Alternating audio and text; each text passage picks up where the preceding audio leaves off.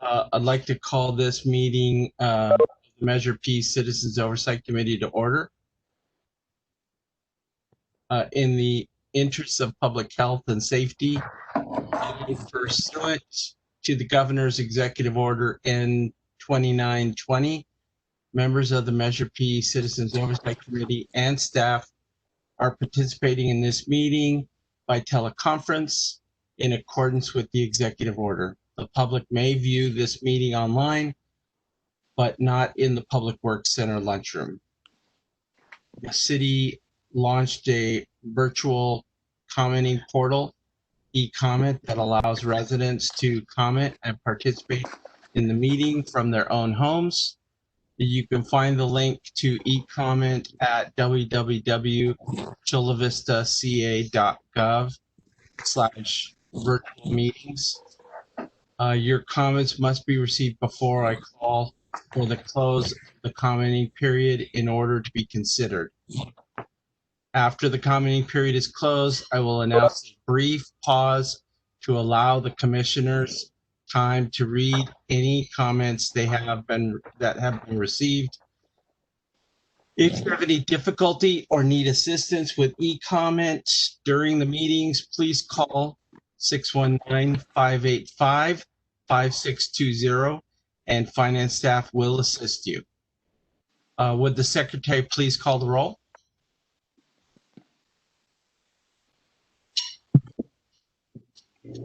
Committee member First. Present. Committee member Friels.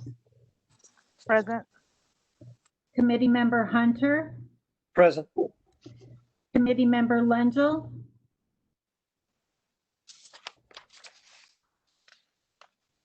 Committee member Lengel is absent. Committee member Martinez. Present.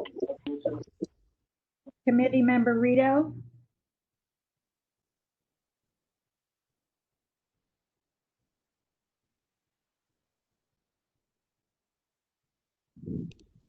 Did you hear me? No, we can hear you now. Okay. Thank you. Present. Thank you. If you would remute yourself, thank you. Committee member Romo.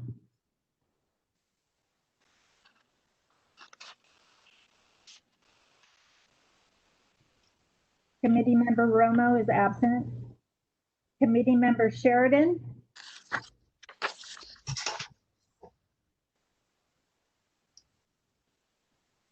Committee member Sheridan is absent. Committee member Vigilante.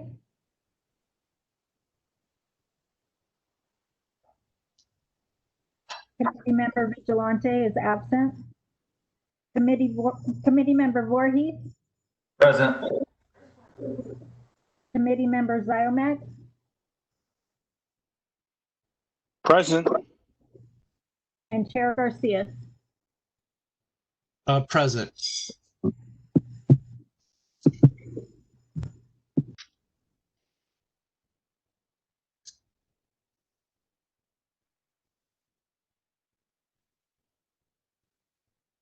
Okay, I guess moving to the, let's see.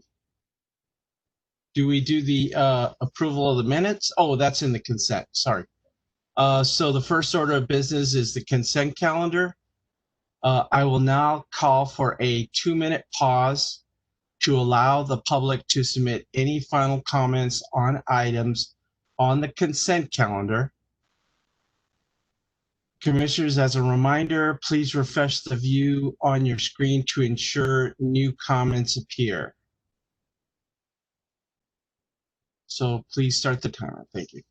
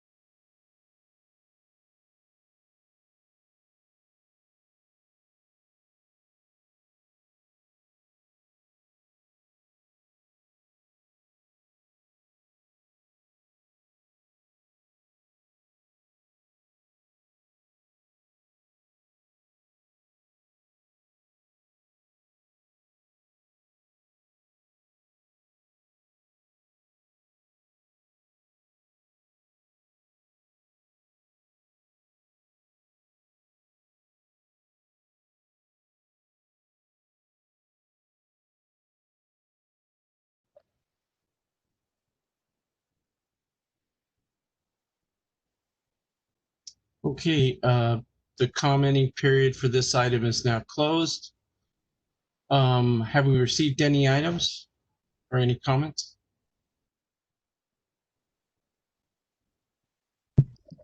No comments have been received.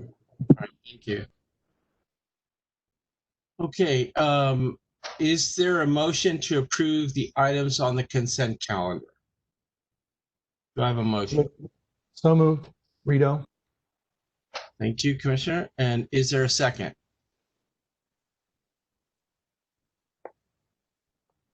Commissioner first, I'll second that. I'll second. Oh, okay. All right, thank you, Commissioner. So I have a motion by Commissioner Frito, seconded by Commissioner First. Let's see. Secretary, can you please conduct the roll call vote? Committee member, Yes. committee member Friel, Yes. committee member Hunter, Yes. committee member Lengyel, Yes. committee member Martinez, Yes. committee member Rito, Yes. committee member Voorhees, Yes. committee member Ziamek, Yes. and Chair Garcia. Yes. Thank you. Okay, I believe the motion passes. Moving, public comments is a section on the agenda for members of the public to address the board on items that are not listed on the agenda. I will now call for a 2-minute pause to allow the public to submit any final public comments. As a reminder, please refresh the view on your screen to ensure new comments appear.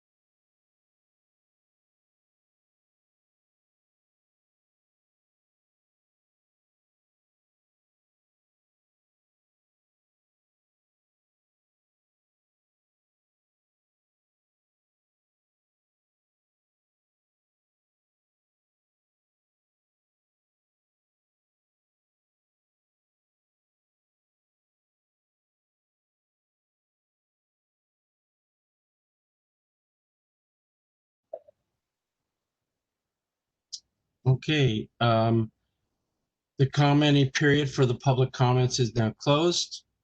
Have we received any comments? No comments have been received. Fine, thank you. Okay, so the next item on the agenda is item number 2. Does staff have a presentation?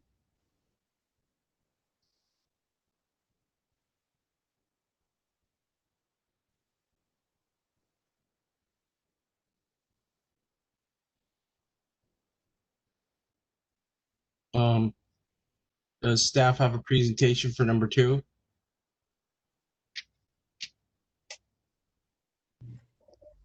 There's no presentation for item number 2. This item at the last meeting, we formed an ad hoc subcommittee, but only one person responded to the report. And I don't know, Michael McDonald, if you could step in. I don't know what exactly we need to do, but it's not finalized.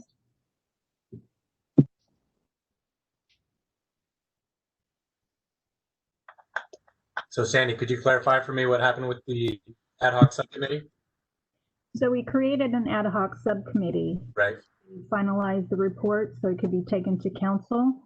Only the former chair, Rito, responded that he was okay with the report as it was. No one else responded, so we never got direction, nor could we set up the council meeting. Okay. Well, the subcommittee is just advisory to the full committee, so the full committee can go ahead and take action as proposed.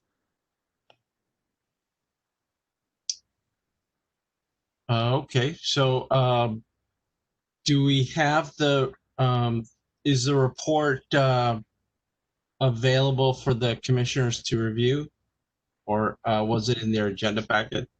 It was in the agenda packet. So let me see. So do any of the commissioners have any clarifying questions regarding item 2, which is preparation and presentation by the COC to the City Council for the required Measure P annual report? Does anybody have any questions?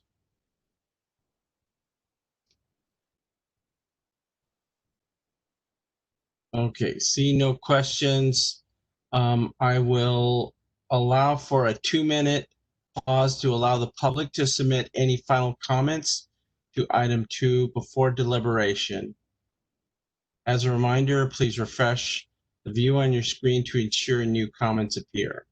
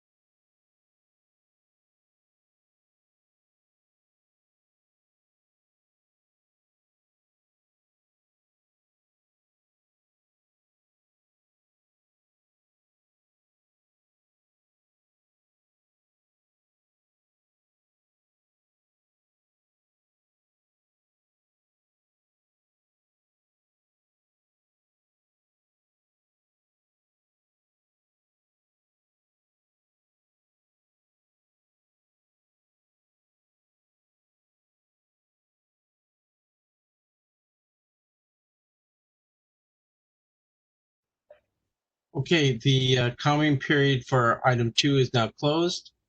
Have we received any comments? No comments have been received. All right, thank you. Let's see. Do any commissioners have comments or questions about the report? Okay, seeing no questions, do I have a motion to approve the COC committee financial report?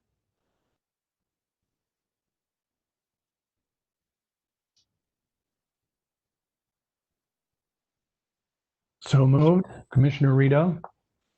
Thank you, Commissioner Rito. Do I have a second? If I second. Okay. Thank you, Commissioner.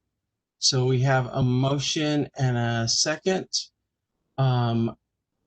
Is there any other discussion? Seeing no discussion. Let's see. Can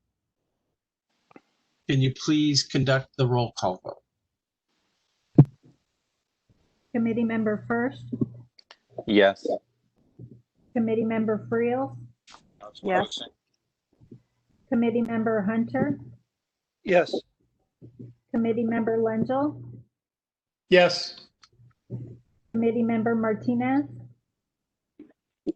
Yes. committee member Rito, Yes. committee member Voorhees, Yes. committee member Ziomek, Yes. Chair Garcia. Yes. Thank you. Okay. And I'd like to also just say thank you to Commissioner Rito for really stepping up when many of us didn't. So thank you very much, Commissioner Rito. My pleasure. Okay, so moving on to the next item on the agenda, item 3, the discussion regarding the fiscal year 2020 annual activity reports and authorizing staff finalize and submit. So does staff have a presentation on this one? There's no presentation. The item was attached to the agenda packet. Thank you. Do the commissioners have any clarifying questions for staff before we go to public comment?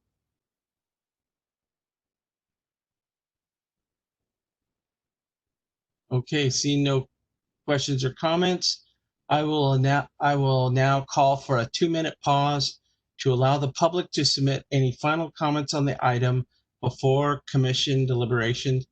As a reminder, please refresh the view on your screen to ensure new comments appear.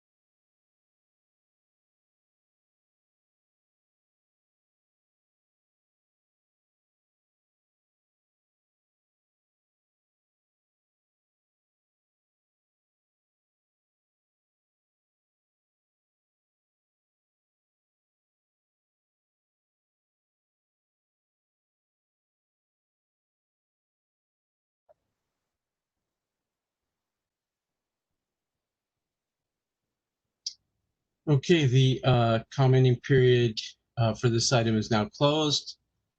Have we received any comments? No comments have been received. Okay, thank you. So do any commissioners have comments or questions regarding item 3?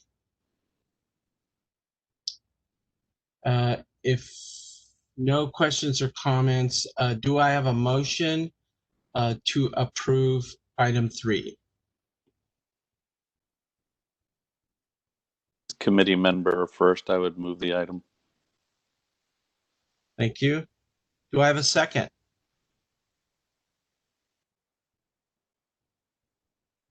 Commissioner Fields, I say.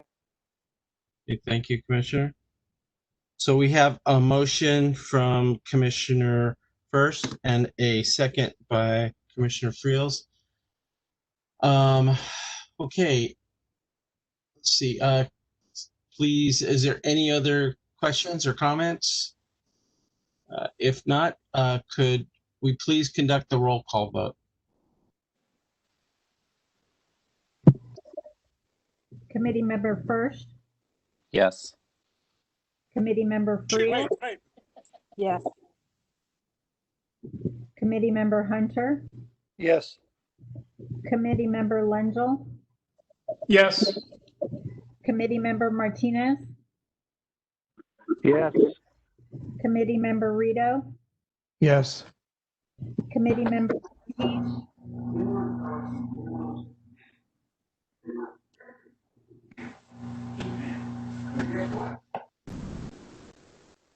committee member Voorhees, Yes. thank you.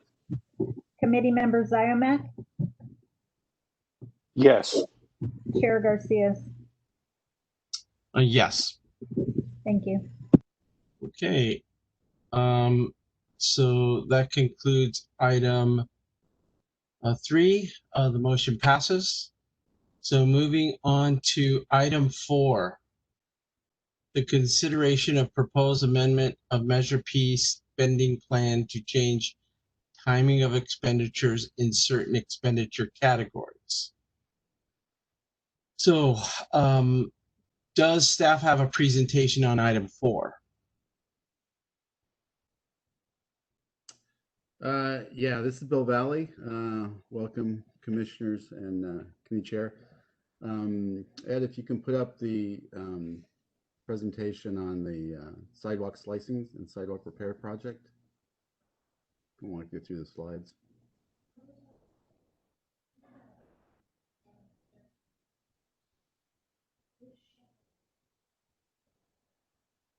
Oh, that's the other one. That'll be IQs.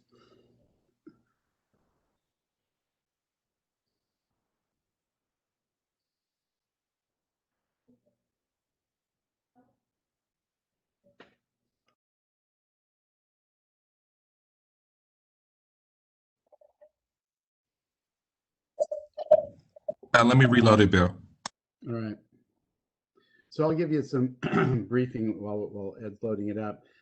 Essentially, this reshuffle is for all the sidewalk repair work. So that was a line item that was included in other items in the original spending plan. Originally, the sidewalk repair work was roughly estimated to be about $2.5 million over the course of the 10 years.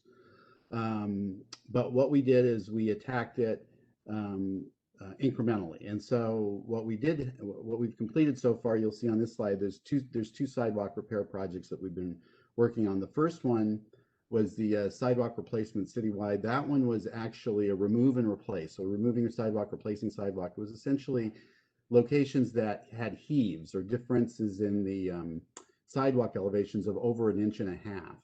And so that project did go out, it's completed, and you see the estimate there, the closeout memos in process. That was done citywide. The second project was using the strategy of slicing the sidewalk, and I'll show you some pictures in a bit, that you go in and where heaves were less than 1.5 inches, we were able to use this, this procedure where it slices the heave and leaves the sidewalk in good condition to continue. So there were many locations of that, and those were heaves that were less than 1.5 inches. And in general, we were looking from about 1/2 inch to 1.5 inch heaves. And there were thousands, tens of thousands across the city. So the way we attacked that dilemma was we looked at it and said, okay, we're going to divide the city up, and I'll show you this in a bit, but we're going to divide the city up and attack that over a few years. And so the initial project went out, the allocation was 1.1 million. That project is out, it's ongoing, and I'll give you an update as I go through the slides. So that's how we began the program. So Ed, next slide, please. So this shows you just quickly a map of that first project, the heaving that was 1.5 inches or greater. You can see it, there's dots citywide. It was all over the place. Remove and replace the sidewalk panels because the heaves couldn't be sliced. If you go to the next slide, please, Ed. And so we loaded, that job is complete. We've loaded the data. So it's actually, this is the Measure P webpage. You can go there and you can see where the locations were with regards to that first project, the remove and replace citywide heaves. Next project, or next slide, I'm sorry, there. And so this starts with the slicing project. So this is the way we attacked the slicing because, like I said, there was many locations. We divided the city up into 4 quadrants. The northwest one is number 1, southwest was number 2, northeast is number 3, and then it should be southeast there. It's wrong on the slide, it says southwest, but that's southeast is number 4. And this kind of gives you an idea. This isn't the slicing location maps, but it gives you an idea of where there were issues with sidewalks citywide. And this is kind of what we used to move forward with the project. We started out in the first, so we let the contract out with the contractor. It's a multi-year, and we said we're going to start in quadrant 1, we're going to fund quadrant 1. And the way it progressed was they would go out and they actually went to all the locations in quadrant 1 and did a survey of each location first to identify the heave, if there were any other issues at that location and stuff. They would do that survey activity first, and then they went out with their actually slicing crews to do the slicing. And we learned a lot in quadrant 1. So let's go to the next slide, Ed. So this is just a quick picture of what slicing looks like. So there you have a heave, and the middle picture is they've sliced half of it, and the last picture is they've sliced all of it. You can see it, you know, it trues up the elevation there. It's smooth, it's not rough. Like sometimes people use a milling machine that leaves a rough surface. This is actually a very nice smooth surface. So it's a good solution. It's pretty quick, and it's not too expensive actually. It's cheaper than removing and replacing panels. But what they did discover in their when they went out and did the survey work is what some of the locations, because we didn't go out and look at every location when we put the project out. We used data from our coal survey, which used like a Segway device to go travel every sidewalk in the city. And the data from that device was indicating where a potential heave may be. What we found in that first survey of the first quadrant, that some of the locations that were identified as heaves were actually not heaves. So if you go to the next slide, Ed, please, there. So you'll see here, these are locations that triggered as a heave, but when you went out and looked at it, you see, oh, this is actually a cracked slab, multiple cracks. It's not a nice clean heave like you saw on the previous picture. If you go to the next slide, Ed. Here's another one where you have basically, you can see there's a cracked, it's not a nice clean heave, so that's not really sliceable. Next slide, Ed. Another location where a heave was recorded because it was wedged, it was under 1.5 inches, but you can tell it can't really be sliced. This is going to need sidewalk replacement. So next slide, Ed. We have a couple more of those. Here's another one similar here with tree on the side. You can see the driveway things up. There's a tree root issue. It's not going to be sliceable. Next slide, Ed. Same kind of thing. This one actually was a heave that it was bad, so maintenance had gone in and you know, they did the repair of the heave area with an asphalt deal, but it's not going to be sliceable. We're going to need to remove and replace the panels. So what we learned out of the first quadrant was, you know, there's locations that we're going to have to go out with another remove and replace project really to take care of these locations. And of all the ones in quadrant 1, it was about a quarter of them, a little less, turned out to be situations like this where they weren't really sliceable. So what we did going into, so we gathered that data, we're processing that now. We went into, we had enough funding in the project. If you go to the next slide, Ed, please. So you can see here, basically it was the quadrants 1, 2, 3, and 4. We finished quadrant 1. It's completed as far as the slicing goes. We learned a lot there, and that's why it cost a little bit more than what was expected. But and we refined our approach in quadrants 2. So quadrant 2, we triggered it off. They started out with their survey. That's been completed as of, I think it was 2 weeks ago. We finished that survey. They're going to start slicing there. They should be done by the end of the year. So with the slicing, you can see we're about up to the almost 1.1 million allocated. But what we're going to do also is take the data that we got from quadrants 1 and now the survey data from quadrant 2, and we're going to come up with an estimate and an analysis on, okay, what is a remove and replace project going to be? That's going to take a while. We'll come back to you with that, probably, hopefully by the next meeting. But what we're here tonight for is to say, okay, we've done this. We're kind of moving ahead of schedule. They actually completed this work about 3 times faster than we thought they would. We didn't think they would be done this quickly. And so at this point, we're looking and saying, you know, we weren't planning to move to quadrants 3 and 4 actually until about a year from now.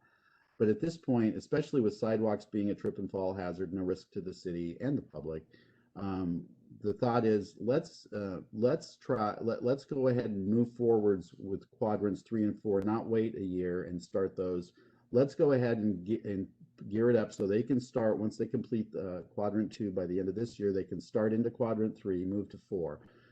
That you can see by the totals there, it's going to cost about $783,000. We do have balance left over, we think, in quadrants 1 and 2, and we do have funds available in the pavement project that we've completed. You know, we've completed all of our pavement work. We're in the closeout session. We're in the closeout phase now, and we have capacity to move some of those pavement dollars to sidewalks. And I think there's a good nexus there. I mean, streets and sidewalks work together. It's a public right-of-way.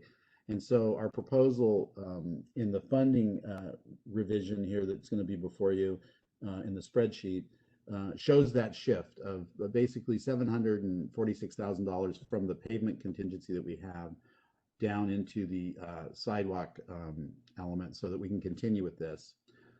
So that's the action tonight that we're bringing forward.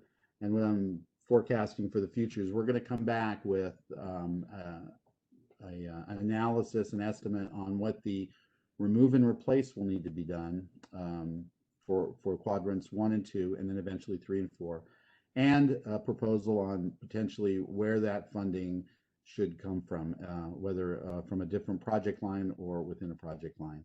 But that's for the future. So tonight's is just to get the approval to really move forward with continuing the survey and slicing works in quadrants 3 and 4. Again, the contractor is moving at a great pace. They're actually a fantastic contractor worker. They've been very, very cooperative and helpful in terms of going out and surveying the sites and providing data that we can actually take and use. And so anyway, our recommendation is that we move forward, and I'll conclude with that. That's the background on my funding revisions.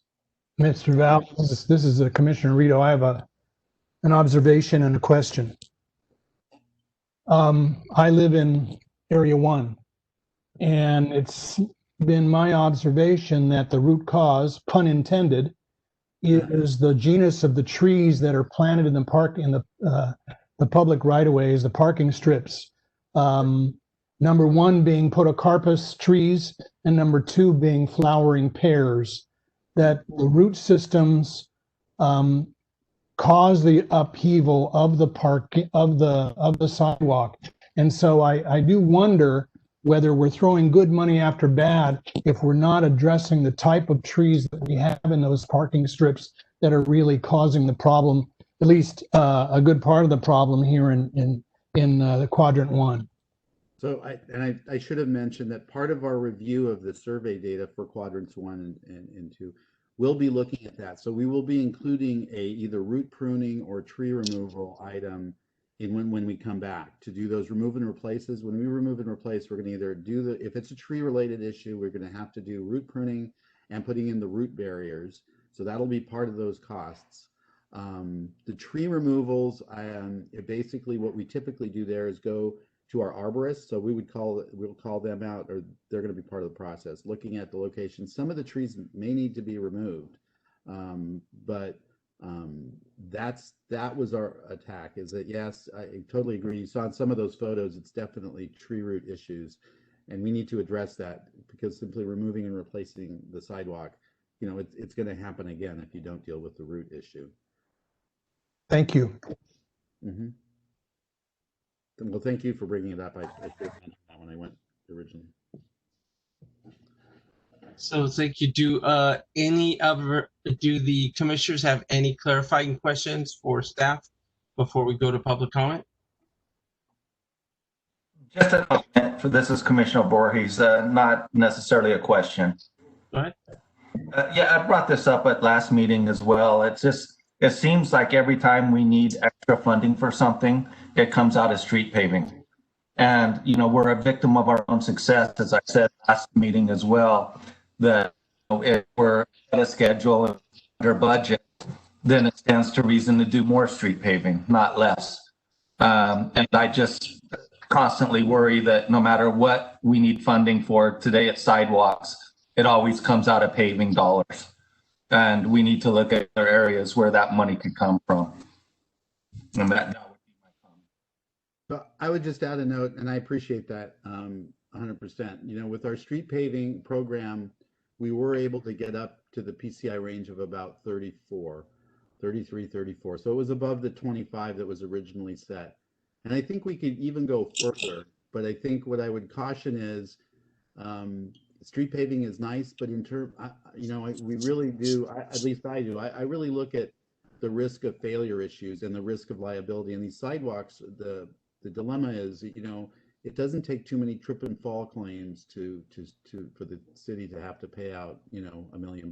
And so from a risk standpoint, not to say that, there's street accidents and everything as well. So there is certainly a balance, and I certainly do appreciate, that concern. And that's why, I try to bring these things forward to say, where do we want to go? So, maybe the opportunity for paving might be, we've gotten up to 34 at this point, and maybe we go higher. I mean, we're going to do a new citywide pavement survey. We've got an RFP out to go and rebase, get new data for the pavement condition index citywide. So that we've just put that RFP out. I expect it to be, get the consultant on board and get the data and get it in by probably, well, I'll say mid next year. It might be a little quicker, but mid next year. So we'll have a completely new database. Now, Measure P went out on the PCI that we did back in 2015. So it's dated, it's 5 years old, and typically we try to re-up it every 5 years. So I think when we get that data, it will certainly give us an opportunity to say, hey, have there other streets that are now falling down close or near or below the 25 and qualify? And so, and I'm certain that, we may have some of that.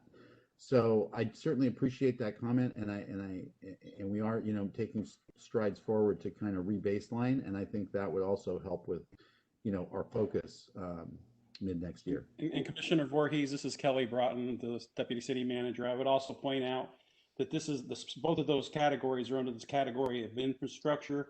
And what we talked about is, for this time being, we're moving it from pavement, but it really is under other public infrastructure.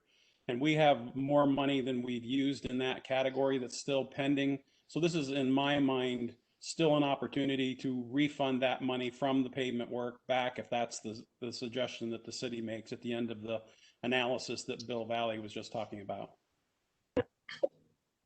Yeah, thank you. I appreciate both those comments. And I guess I would just caution, if we have more infrastructure money, we should be using it, where it's needed. And I would just like to see where, if we need funds for something, that it comes from where it's needed. I guess I've beat a dead horse here. Commissioners, this is IQ. I do also have a presentation under this item. I don't know if you want to consider that presentation before taking action on the item. Yes, please give the presentation. Ed, would you load our presentation for Public Works?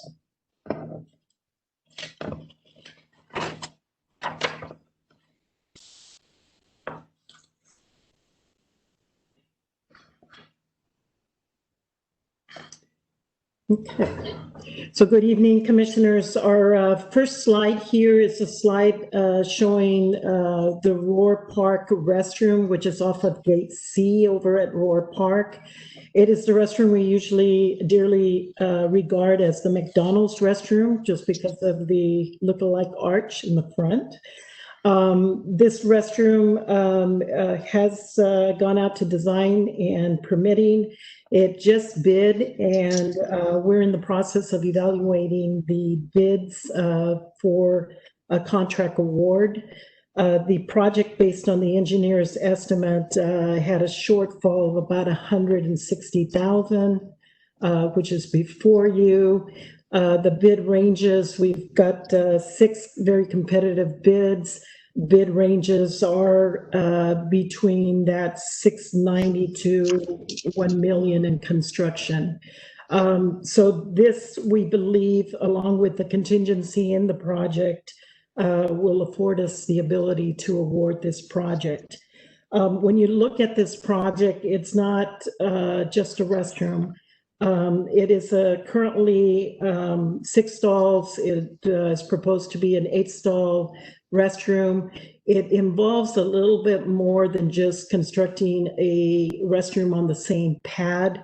The pad where the existing restroom is sits in a flooding area. That's why you see some geotech and environmental work that had to be done to look at the soils. So it is going to move slightly over a little bit into the park area. I believe it's to the, I'm facing the screen, I think it's to the right. Still coming in through the same gate entrance, but there is some considerable rehooking to the sewer lines as well as the SDG&E transformer. And that's what we have involved in this particular restroom that's under, upon award, should be underway usually about 30 days out. Can I have the next slide? Oh, are there any questions on this particular project? I'm sorry. Okay, next slide, please. So this next slide is the Norman Park Senior Center. If you might recall, Commissioners, we replaced the PVC roof and the deck up there. We've done a number of projects at the Norman Park Senior Center. Upon replacing the PVC roof, there was notable deterioration on the batten roof, which was not included in that project.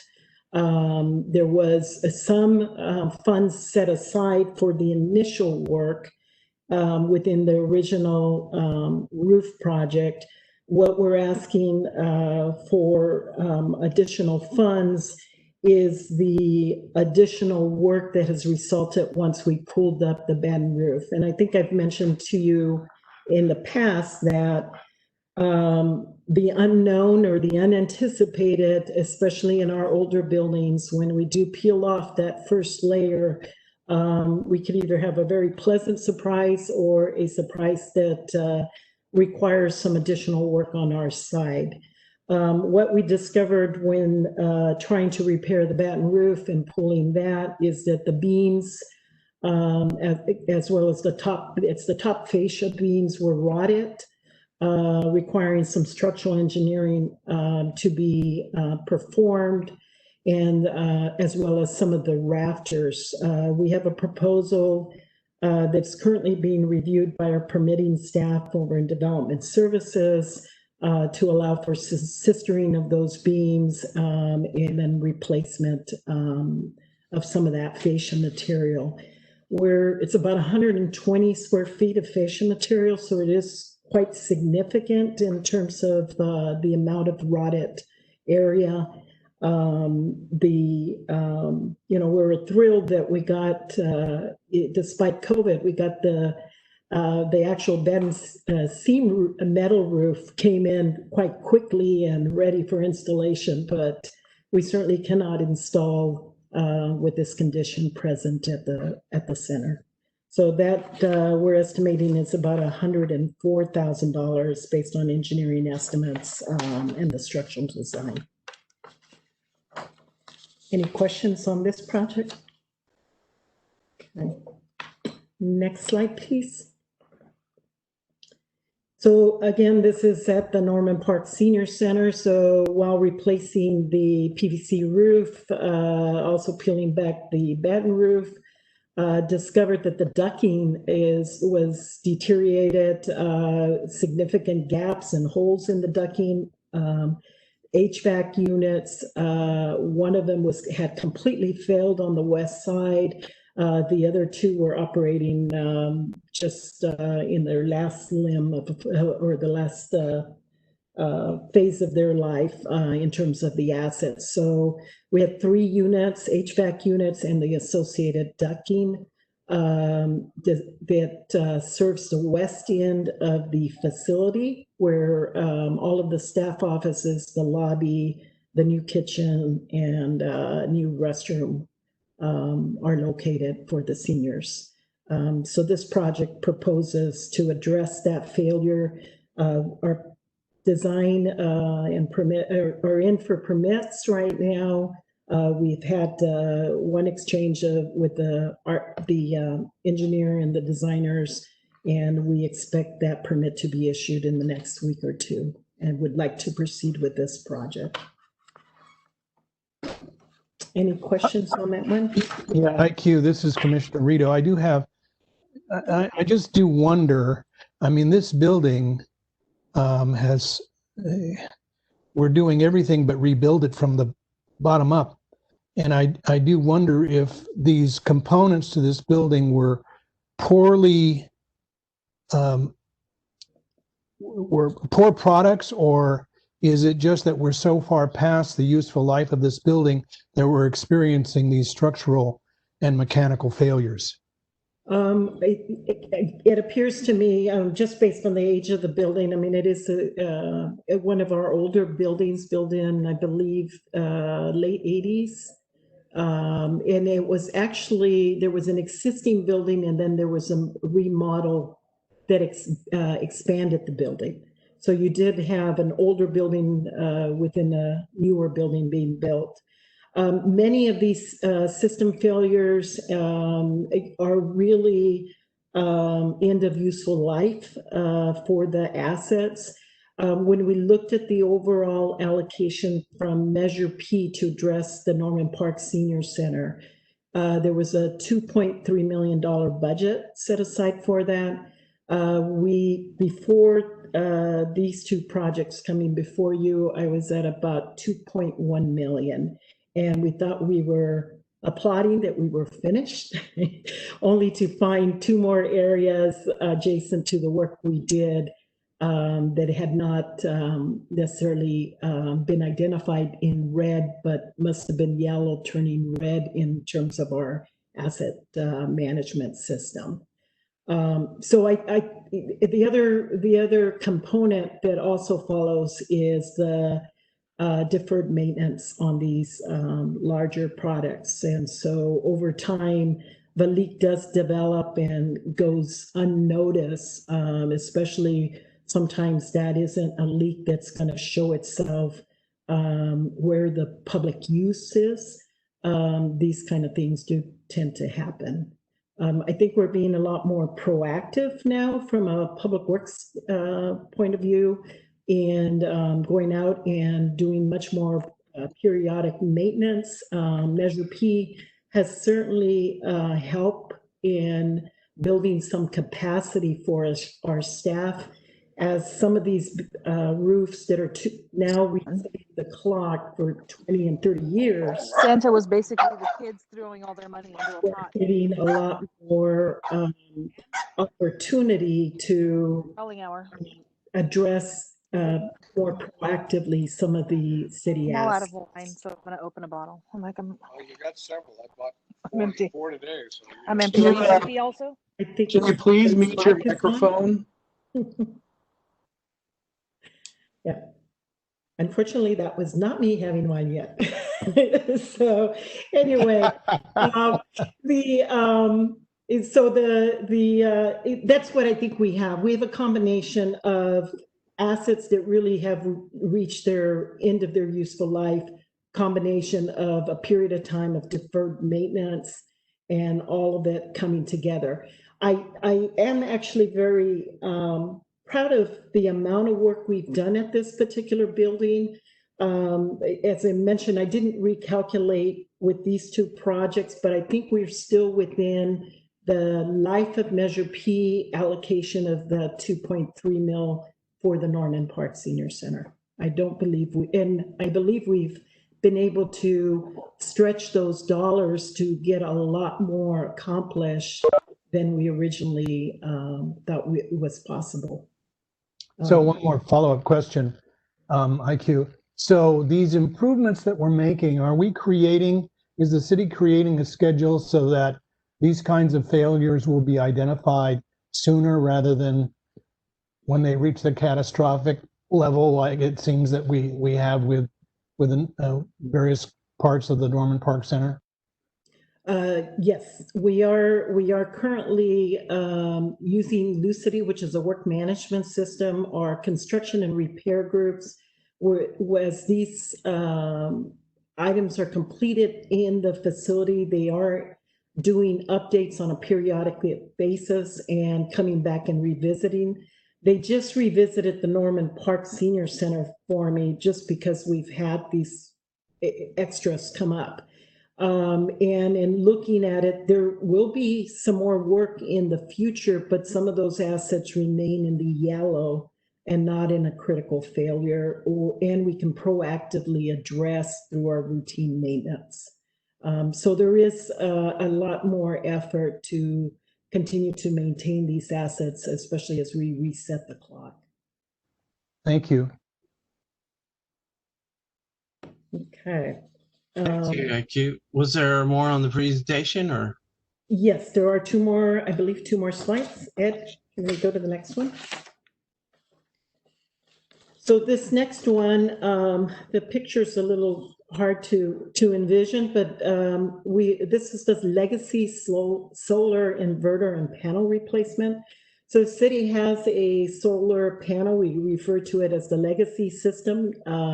It's a system that's been in place about 12 years. We've had a number of inverters. I think 22 inverters are currently not working, and we've got a number of panels that through time have cracked and need to be replaced. The budget you see before you is for Civic Center Building B, which has that older solar array. The PD has that solar array on the west and east end of the building.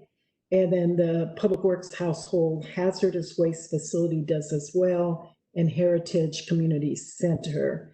PD still has the funds allocated under Measure P, $64,440 available for the repair. We'd like to go out with a total repair of all of these and address the other facilities.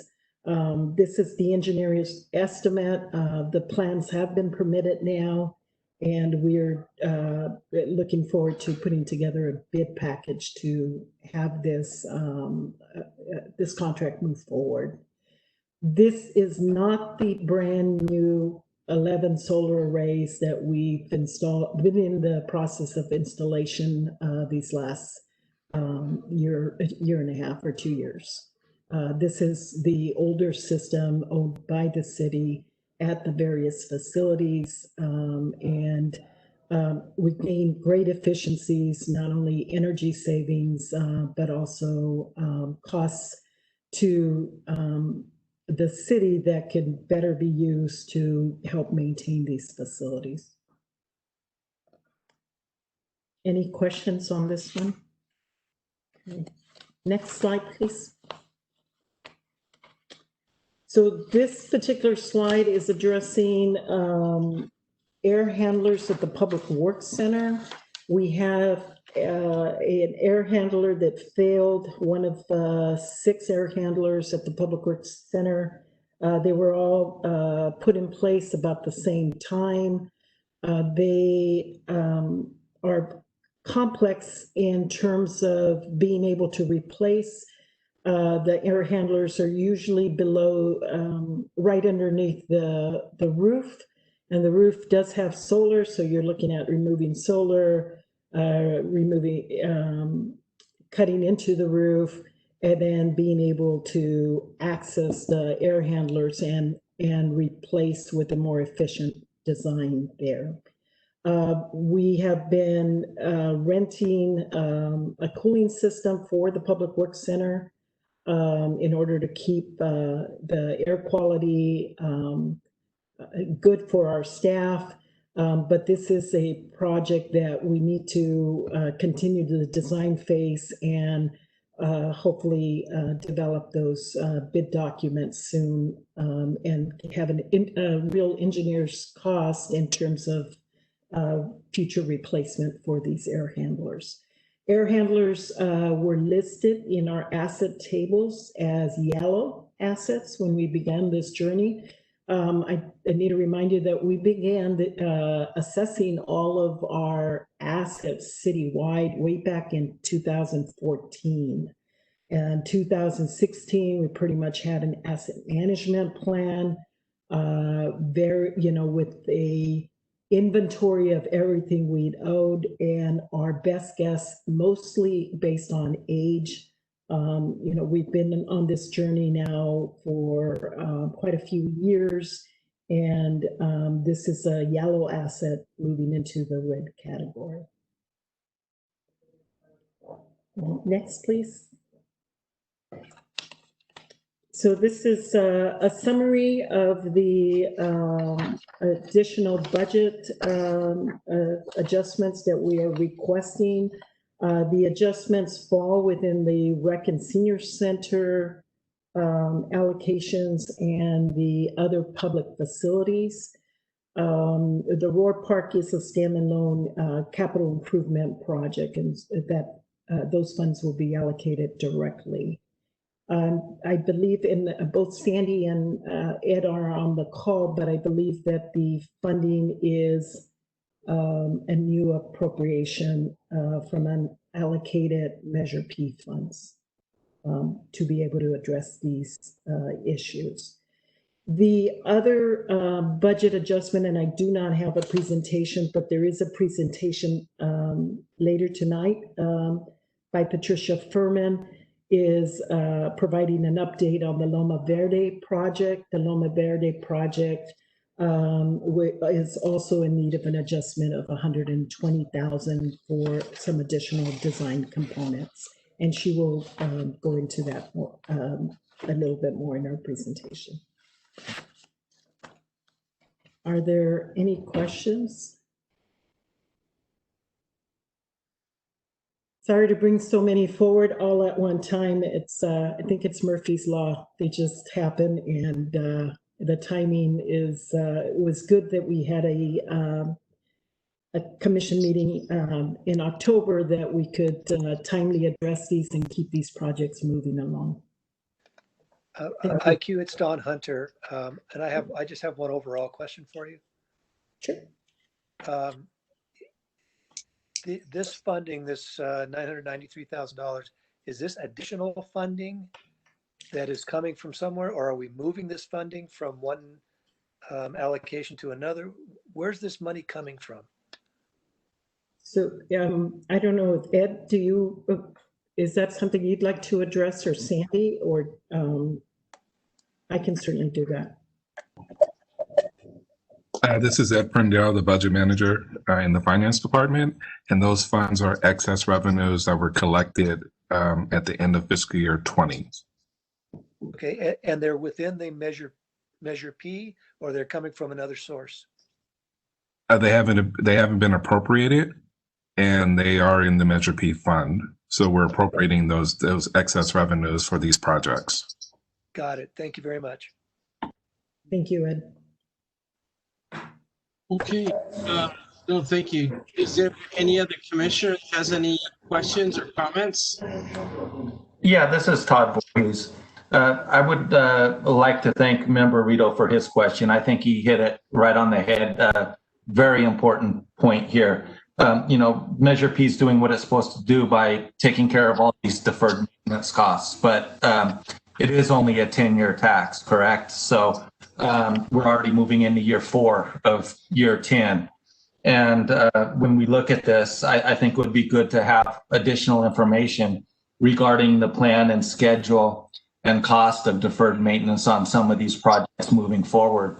It's nice that, everybody loves a shiny new building and a shiny new vehicle, but in year 1, by year 10, those vehicles aren't so shiny anymore and they need a lot of maintenance. And what's our plan moving forward for those? I hope, I keep saying this too, I hope the plan is not another tax. So, if we could have more information on that moving forward, I think it would help.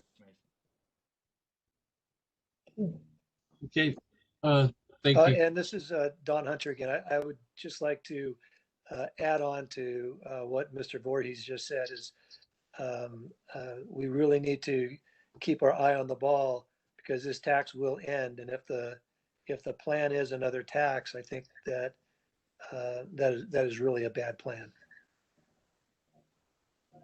All right, thank you. And I think with this item 4, does anybody have any questions or clarified questions or anything regarding item 4, the items that have been presented to us before we go into public comment? Okay, see no more. We will now call for a 2-minute pause to allow the public to submit any final comments on the item before deliberation. As a reminder, please refresh the view on your screen to ensure new comments appear.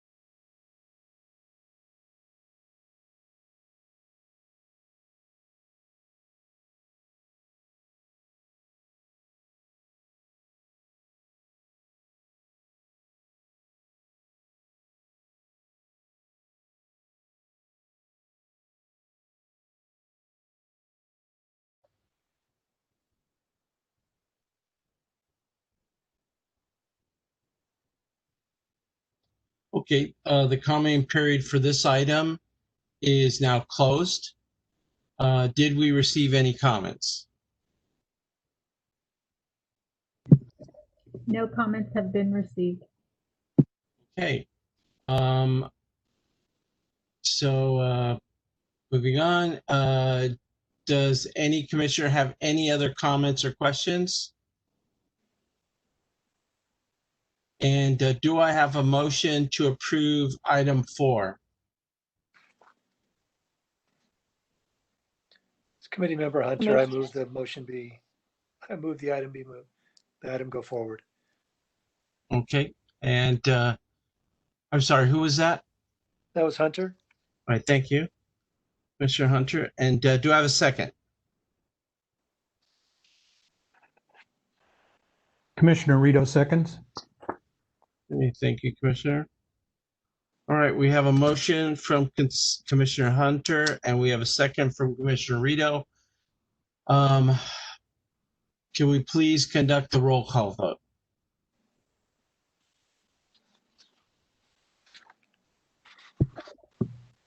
Committee member First, Yes. committee member Creel, Yes. committee member Hunter, Yes. committee member Lengyel, Yes. committee member Martinez, No.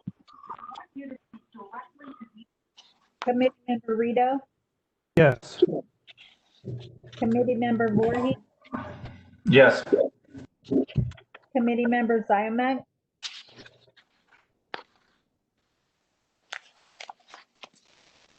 Yes. Chair Garcia. Yes. The motion passes. Moving on to item number 5, the discussion of possible reduction in committee size, change of location, or date and time in order to facilitate greater participation from our committee members. Does staff have a Chair. presentation? Yes. Chair Garcia, this committee member First, I'm actually going to take the lead on this one. Okay. The secretary sent out a memo that I prepared that would have went out by email yesterday. I'm not sure if we can, thank you for bringing that up. So at the last meeting, there was discussion about the participation of the members and the challenge of meeting the minimum number to reach a quorum. I was asked and I accepted to work with staff to provide some options. So I provided the following memo. Within the options, there's both supporting information and comments that I provided. I just asked staff to verify the supporting information. They did not provide support or comments within it. So what I'll do is I'll go through the 3 options. The first option was that there's no change. And essentially, these are the facts or comments that I had found. So the first one is, in total, when we have a full committee, we have 16 member positions. Since the last meeting, we actually had 2 positions that became vacant. So at this point, we sit at 12. We have 4 positions that are vacant. They are in District 3, the Chamber of Commerce, the Alliance of Californians for Community Empowerment, and Parks and Rec Commission. So with 12 members, a quorum is reached with 7 members, which is the 50% plus 1. Vacant positions are not included in the calculation for meeting a quorum. Option 2 was to change the date, time, location. So from the inception of the committee, we have not changed the date, time, or location. In order to do so, we would need to put the item on the following meeting's agenda and have a majority vote to change by resolution. And then I think it's important to note, due to the current pandemic, essentially committee meetings are being held virtually, and there is no scheduled time frame to conduct meetings in person. So essentially, we would just be changing the date and time if we chose. And then the last option, which we had kind of discussed at the last meeting, was to reduce the number of members on the committee. Reducing the number would increase the chances that we'd meet a quorum. The fewest members that we've had at a meeting has been 9. We have 9 tonight. We have had 2 meetings canceled. I think there was some concern from a couple members at the last meeting that eliminating opportunity, if we reduce the members, we would eliminate the opportunity for nomination authorities. One of them would be, obviously, District 3 has a vacancy, so that would eliminate the at-large. eliminating the potential for members actually could be seen as eliminating the opportunity to participate in a public process, which I would not want to do. And in order to have a reduction, we would need to change the number of members, which would require changing Municipal Code Section 2.61.050. That section of the code lists the composition, qualifications, and all the nominations of the 16 members of the board. And that essentially would take city council approval to do so. I think the other concern I may have heard at the last meeting was that if we did reduce it, if we had a meeting where only 2 people showed up and that was enough to make the vote, I don't think that would look good. So if we did decide, we should consider having a minimum number of members at any meeting. And then a couple of additional items, some information. I did speak with the city clerk's office, and they are in various stages of filling the 4 vacancies. I believe they have a nomination from at least 1. They have 2 nominations, I think, for another, and then they would need to go out for District 3, and they've asked for a nomination from another. So that is in progress, regardless of the pandemic. And then lastly, I think something that would assist the secretary is if committee members replied promptly to the secretary when she asks for confirmation on attendance at the following meetings. So with that, I think what I'm going to do is just provide you options and turn it over to you to lead the discussion on any recommendation. Okay. Do the commissioners have any clarifying questions for staff before we go to public comment? Okay. See no clarifying questions. So I will now call for a 2-minute pause to allow the public to submit any final comments on the item before the commissioners before deliberation. As a reminder, please refresh the view on the screen to ensure new comments appear.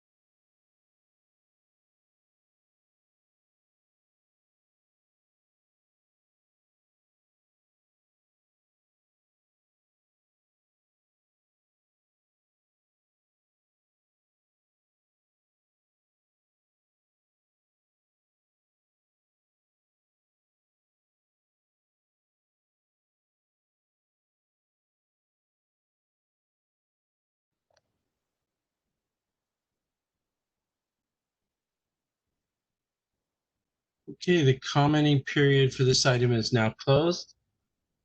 Have we received any comments?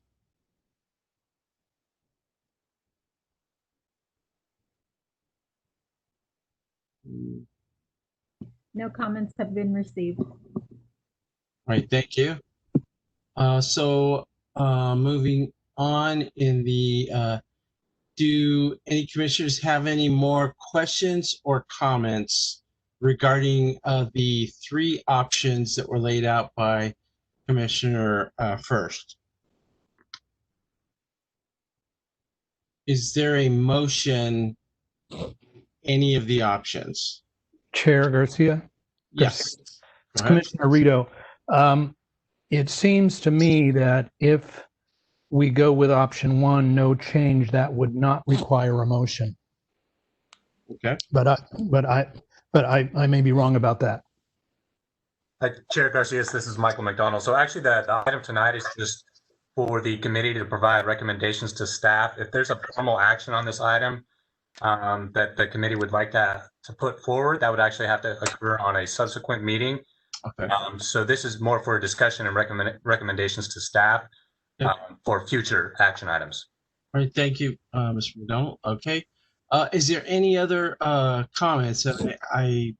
Any other comments regarding options 1 through 3? Yeah, just to follow up on Mr. Rito's question and the comment received. If we take no action tonight, that means that no future action will need to be taken later. Is that correct? That's correct. Thank you. And this is Committee Member Hunter. I think looking, first of all, thank you for the work that was put into that. And looking at the options, I think that the most logical option is to not make a change and just continue to encourage the committee members to schedule and participate. This is Voorhees. I would concur with that. Commissioner Rito, I concur with Mr. Hunter as well. This is Commissioner Martinez. I have a suggestion. I don't know if this is exactly one of the three, but maybe we just kind of solve the problem by attrition. I mean, and not fill the 4 vacant positions. So, I mean, that's kind of like a no change, right? But I mean, I guess it's kind of like reducing the number of members on the committee. But it seems like if we have these 4 vacant positions, then, you know, do we really need them? I don't know how long they've been vacant, but you know, we want to make sure that we have enough people who are interested in the group to participate.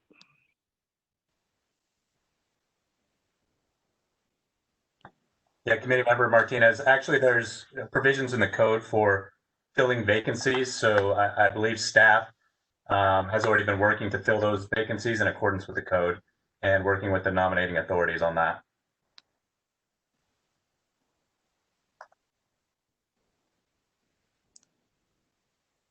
Oh, okay. Yeah, I heard that before. I guess I would probably recommend we consider reducing the number of members to something that's practical, so we don't have so many, you know, failures to achieve a quorum.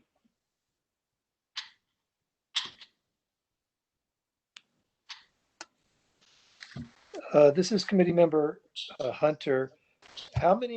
We've had one or two meetings canceled. Have we ever not had a quorum other than those 2 meetings over the last 3 years or whatever it is we've been meeting? Committee Member Hunter, my understanding in working with staff that there have been just 2 meetings that have not met a quorum. Thank you. And again, Committee Member Hunter, for Mr. McDonald, even if we were to reduce the size of the committee through attrition, that would still require a change to the charter. Is that correct? Yes, in order to change the number of members on the committee, it would require an ordinance update, which would be required to be approved by City Council. And there would also need to be some information provided and recommended on regarding how the committee would be reduced. So there are 11 current nominating authorities that currently have the ability to nominate members to the committee. So where those reductions come from would also need to be an issue that would need to be fleshed out before that could occur. Thank you. This is Commissioner Martinez. I just wanted to make a clarification. I think the 2 failures to achieve a quorum have been in the last 6 meetings, haven't they? In the last year and a half or maybe year and 3/4, as I recall, because I started last January of 2019. So this would be the 7th meeting, and I think 2 of those have been canceled because of failure to achieve a quorum.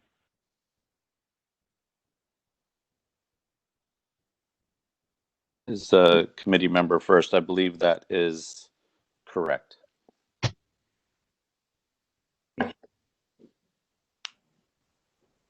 This is Member Voorhees. If I may, I would like to thank you, Mr. First, for your efforts here. And then in order to codify this and kind of move on, I'll make a motion that we take no action and that we continue with the status quo. Commissioner Rito, I second that motion. Okay, we have a motion and a second. Let's see, are we, so the motion by Commissioner Hunter and the second was by Commissioner First, or I'm sorry, Rito? The motion was by Voorhees and the second was by Rito. Sorry. And the motion, oh, that's okay. And the motion was to take no action and to remain as is. Okay. So, any other discussion? Yes, Chair Garcia's committee member first. As the author of the document, I would support no change. I think the fact that we are conducting these meetings virtually, actually, it appears our attendance has increased somewhat. And I do still feel strongly that eliminating any opportunities for the nominating authorities, there may be members out there that are eager to be on this committee that may improve the attendance. So I would not want to eliminate that opportunity. And I think asking the city council to do that, which I don't know if they've done for any other committee, I don't know if that would shed kindly on our committee. Yes, thank you, Commissioner. Also, now that we're talking about wine today, I think it's that sounds like people are able to work from home a little better on virtually. So, are there any more comments from commissioners? Yeah, this is again, just my final comment on this would be that it appears that every single commissioner term expires on June 30th of 21, and that could be a problem to try to get additional people on board. So I think that's the more pressing issue than changing the committee at this time. And we should start looking at, renominating folks or getting folks on, however we want to do that. But June's going to be here quicker than we think. I agree. All right, thank you. Any other questions or comments, commissioners? This is Member Lengel. I just want to also note that I agree with Commissioner First. If we could give the city council time to fill the vacant positions and then potentially readdress this at that point. Okay. All right. Is there any more questions or comments, and we'll go to a vote? Okay, so can the secretary please conduct the roll call vote?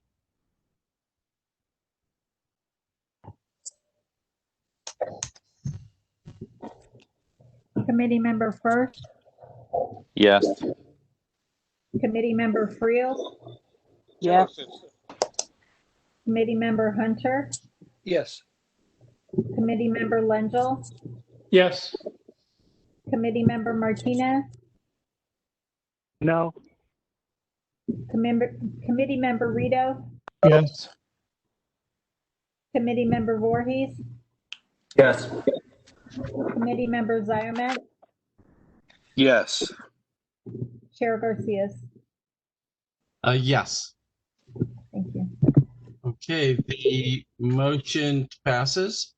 So now we'll move on to item 6, the Measure P accounting and administration. Does staff have a presentation?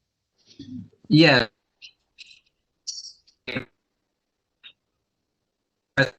Very brief night. We spent approximately 4.6 million in fiscal year 20's first quarter. You can see that on the attached report under item number 6.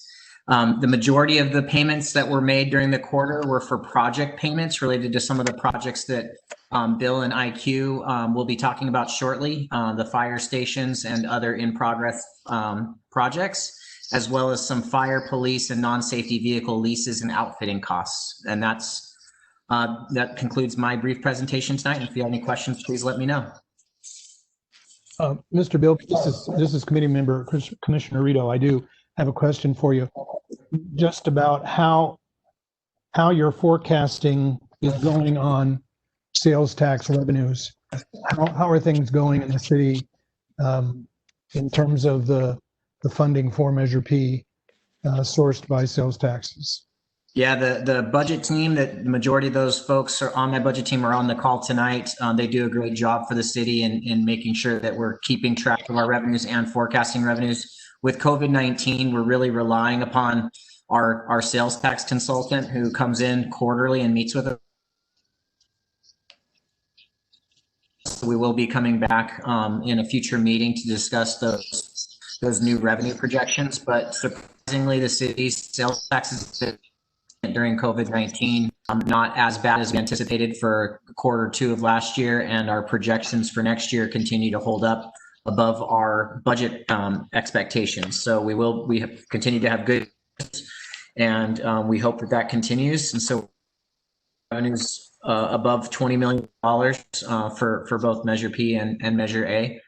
And we'll be coming back with conservative forecasts, making sure we overspend dollars or overcommit dollars, but it continues to look good despite the different. Thank you. And Mr. Bilby, can you give me the amount again that was the revenue amount? Oh. Hello? It looks like we lost Mr. Bilby for the time being. Okay. Okay. Let's see if we can pause a little bit until he's back. He's back. Right. Yeah, my internet must have gone down. Did you guys hear my response for our budget projections? No. Oh, I apologize. Can you hear me now? Yes. Okay, so we just met with our sales tax consultant today, and our current projections are above what we budgeted for the annual budget. And so we're going to be coming back to the committee with updated revenue forecasts. It wasn't on the item tonight because we literally just met with the consultant today. So we'll be bringing back updated revenue projections shortly, anticipated near $21 million for Measure P. Okay. Is that a per quarter, or is that just for the whole year? That's the whole year. Okay, so then divided by the 4 quarters. Right. Okay, thank you. Are there any questions from the commissioners? Any clarifying questions? Sorry. Okay, so we'll go ahead and seeing no clarifying questions, we will move to public comment. I will now call for a 2-minute pause to allow the comment to submit any final comments on the items before deliberation. As a reminder, please refresh the view on your screen to ensure new comments appear.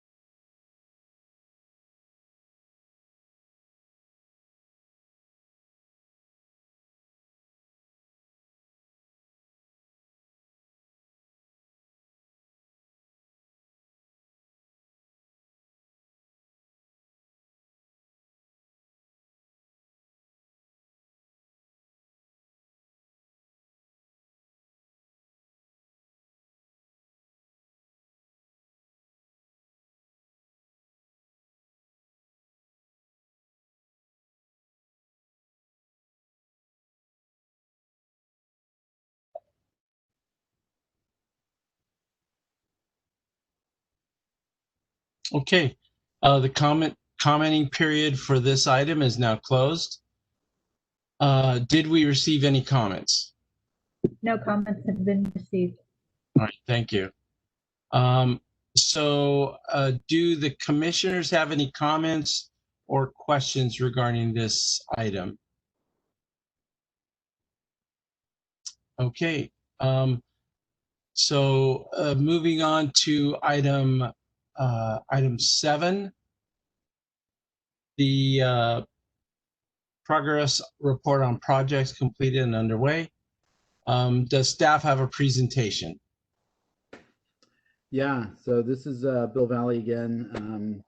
So I'm going to go through just quickly this. It's a spreadsheet, part of your attachment. I'm not sure that we have the slide up, but it's item 7A, attachment 2, and it's the spreadsheet for the Department of Engineering and Capital Projects projects. So if you do have the electronic version, you can go to that. Otherwise, I'm just going to talk through them pretty quickly. Or Ed, yeah, if you can find it, Ed. Oh, that'll be for the next. So that'll be after I get through my list here. So hold on to that presentation. That's the Maxfield presentation. I'll do that when I complete here. So first up is the fire stations. Fire stations 5 and 9. They're both underway. They're both under construction. If you get a chance to drive by and take a look at them there on Orange or Moss, please do so. They're making great progress. In fact, they're about a month ahead of schedule in terms of completion, although they're still saying completion date of March 5th. But they're doing good. We had some issues on Fire Station 9 with dealing with Sweetwater Authority, but we got through those issues. And so they're making great progress. They're on schedule. Budget-wise, they're looking good as well. So yeah, so go by, take a look. I think Stucco actually went on Fire Station 5 the other day down near the South Library. And then on to the infrastructure, as I said earlier in the meeting, the paving projects are completed. We're going through the final invoicing. They wrapped up towards the end of August of this year, so just finished up. They had a few punch item lists, but we've still got the final invoicing that we need to do for the final couple months of paving. But that's basically completed, and I think I mentioned we've gotten up to a PCI of about 34 on residential streets. The traffic signal system upgrades and stuff, we did advertise and that project, and actually it was awarded October 6th. So that's out now. It updates about 13 different signal locations, primarily all on the west side, from outdated and old traffic signal controller systems. Let's see, other infrastructure, the corrugated metal pipe. At this point, we're working on a sinkhole project down at Melrose. It's in a canyon area. That's beginning actually next week. We have to access it through the Caltrans right-of-way. We will be coming back to you hopefully by the next meeting with additional corrugated metal pipe locations outside of the right-of-way that will need to be addressed. So we're going to come back to you with those and some concepts and thoughts on how to fund and move forward with those for your guys' deliberation. So that'll be next meeting. Sidewalk rehabilitation, I already had that discussion with you earlier, so you know what our plan is there. The Maxfield Point Loma Verde accessibility study, I'm going to chat with you about that really quickly here after I finish, or actually that's the last one. Then we had completed projects, so I won't go through that list. So let's go ahead and go to the Maxfield Loma study presentation. Ed, if you can load that one back up. And so committee, you remember there was a set of stairs between Maxfield and Loma Verde Rec Center that were deteriorated, bad shape. They weren't ADA compliant in any means at all. And so we had come to the committee probably about a year ago and said, these stairs are failed. They need to be replaced, but it's bigger than just putting stairs in because of ADA issues. So we did, you guys did approve us to go move forward and hire a consultant to take a look at basically the accessibility study for Maxfield, as well as the connectivity to Loma Verde Rec Center. And that's important because Loma Verde Rec Center provides a lot of parking.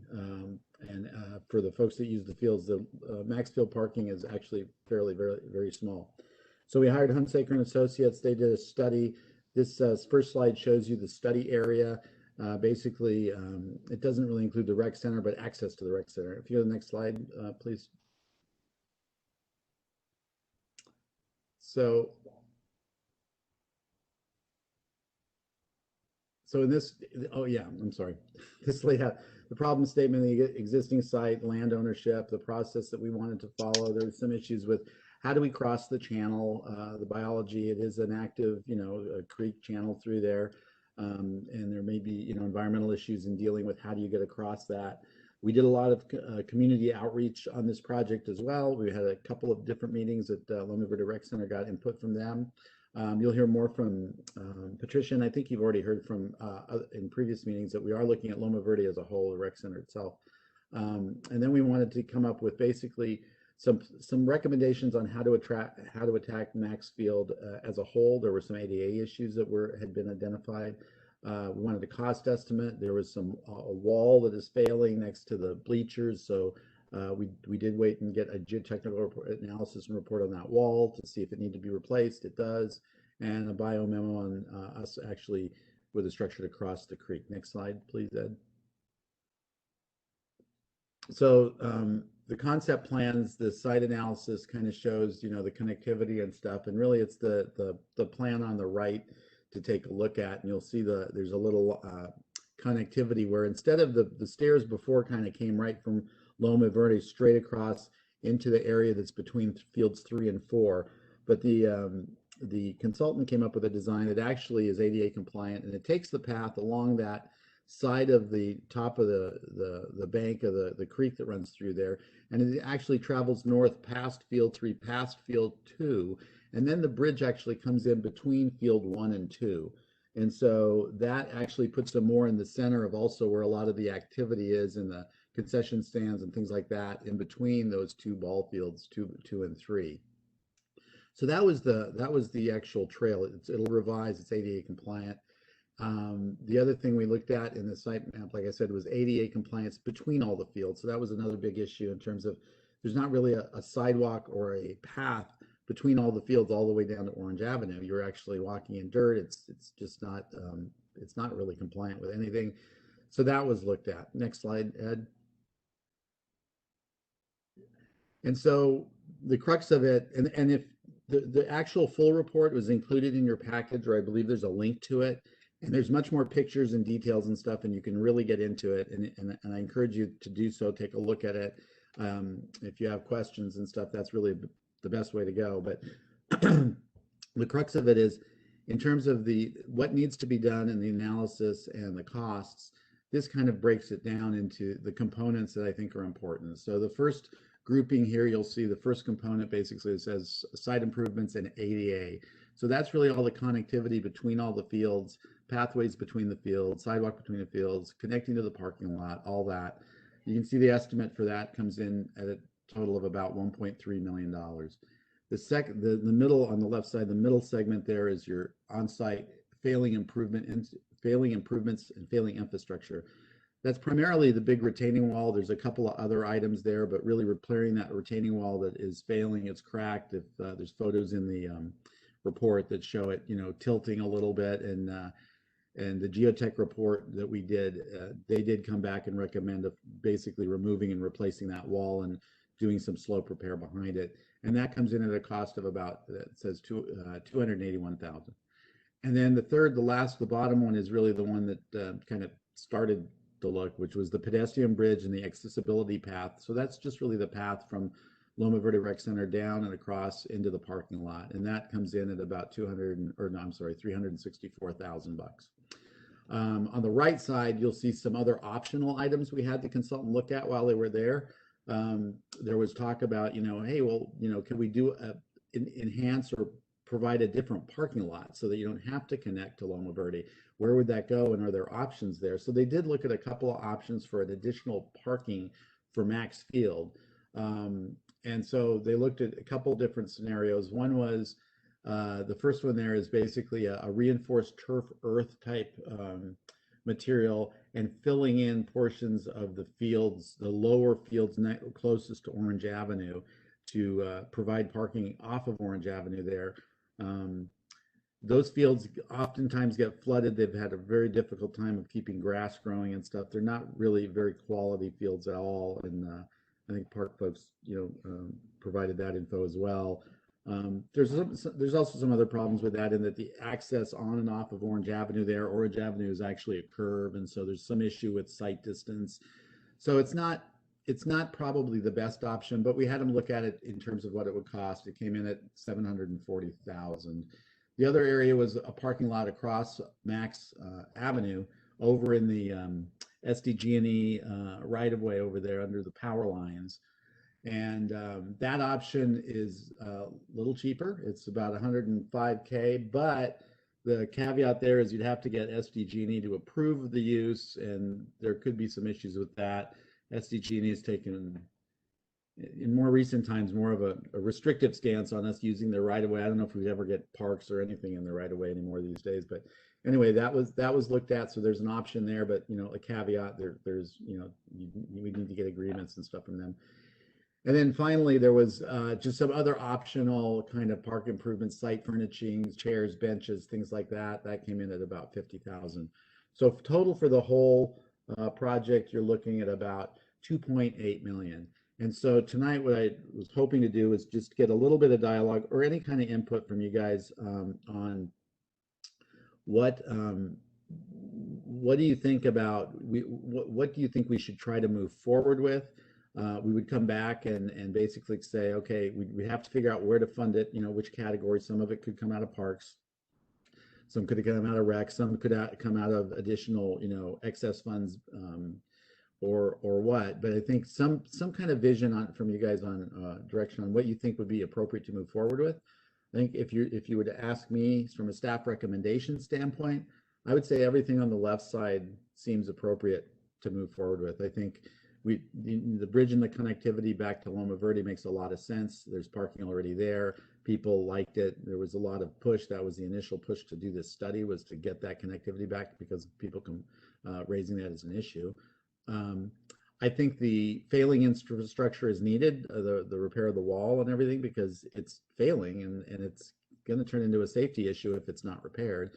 And I think the ADA really adds another level of really kind of enhancement and ADA compliance, which we really should need, that the park hasn't had. The connectivity between the fields is just not great. I mean, if you're out there and elderly or potentially have a disability or something, it's not really easy to park in the parking lot and get down to some of those fields. So staff's opinion, my opinion, I guess, is what I'm recommending is that we try to pursue doing all three of those items on the left side and leave the things that are on the right side for later. And with that, I'll open it up to any kind of comment you might have or opinion on this. So we're just looking really for a dialogue from you guys if you think that's a good idea or you have any other views or opinions. Thank you. Mr. Valley, it's Commissioner Rito. Did you have a design charrette or something like that with the community to run through, get their impressions of any or all of these things? Yes, we did. I mean, that was done as we brought forward, different options. In fact, some of the concepts of where the bridge would go and how that would go came out of some of those charrettes and discussions with the community. There was a lot of, what did they want to see? Obviously, things you see here are things that came out. There was also, a lot that we got in during those charrettes about what they wanted to see at the rec center. And so, you've already heard from us, and you'll hear from Patricia in a little bit, but we also had a lot of feedback there. So yes, we did have charrettes with the community.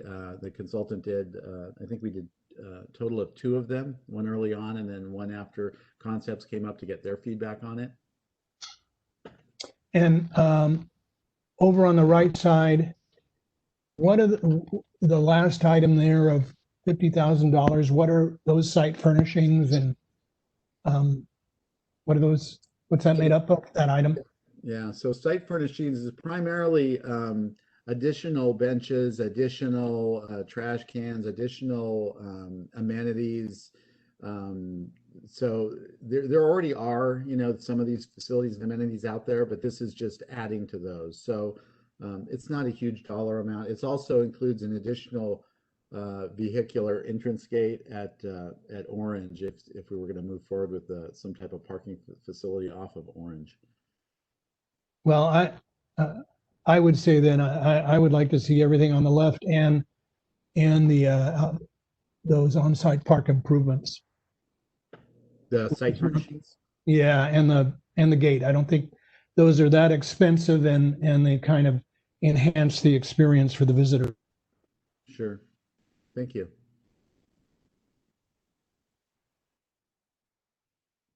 Anything else? Yeah, do any other commissioners have any clarifying questions at this point? Yeah, this is Commissioner Martinez. I was just wondering, so these ADA improvements, are these required by law, or is this something that could be a liability issue in the future? Or are these just kind of like nice to have? Well, I got to be careful how I answer that, but currently, like I said, the accessibility there, if someone's to come in and say, well, you've got these ball fields and you don't have this accessibility down to this other field. I think we would have a defense of sorts, but there are no sidewalks out there now. It's really rough dirt paths between everything, especially the southern fields. There are issues where the dugouts are in terms of stepping up and stepping down, and there's a lot of steps. This park was put together, a long time ago. So I just want to be cautious, but yes, I think this addresses what should be done in terms of an ADA compliant ballpark. And I would say, this is Kelly Broughton again, that with the amount of improvements that we're adding to the facility, that would be a big question if we didn't address ADA issues while we were doing those other improvements. All right, go ahead. Sorry. I was just going to make the comment that, I think it just depends on how much money's in the budget and if we can, if the city can afford this. And, I just like to prioritize the things that are definitely failing infrastructure, and things that could cause more immediate problem. And I mean, if it's been that way for a long time and, there's cuts to be made, I mean, that's one thing I think, we should have an open mind about it if it's absolutely necessary. That's it. Thank you. Any other comments, clarifying comments from commissioners before we go to public comment? All right, we'll go to public comment. So, Commissioner, this is IQ again. I'm sorry to interrupt, but we do have a presentation. I'll make it very brief. Oh, yes, please go ahead. Okay. So, Ed, next slide, please. So you've always seen my timeline. This is about 18 different projects that we have at various stages, from design to in progress or completed. And I'm going to focus on a few of the projects that were just completed. Next slide, please. So we've completed a few more roof projects. So the roof at Boys and Girls Club has now been completed. And these are actually fresh off the press, so that it's been completed as of this week. And the next picture you see there are 5 different roofs over at the the Living Coast Discovery Center. Those have been completed now.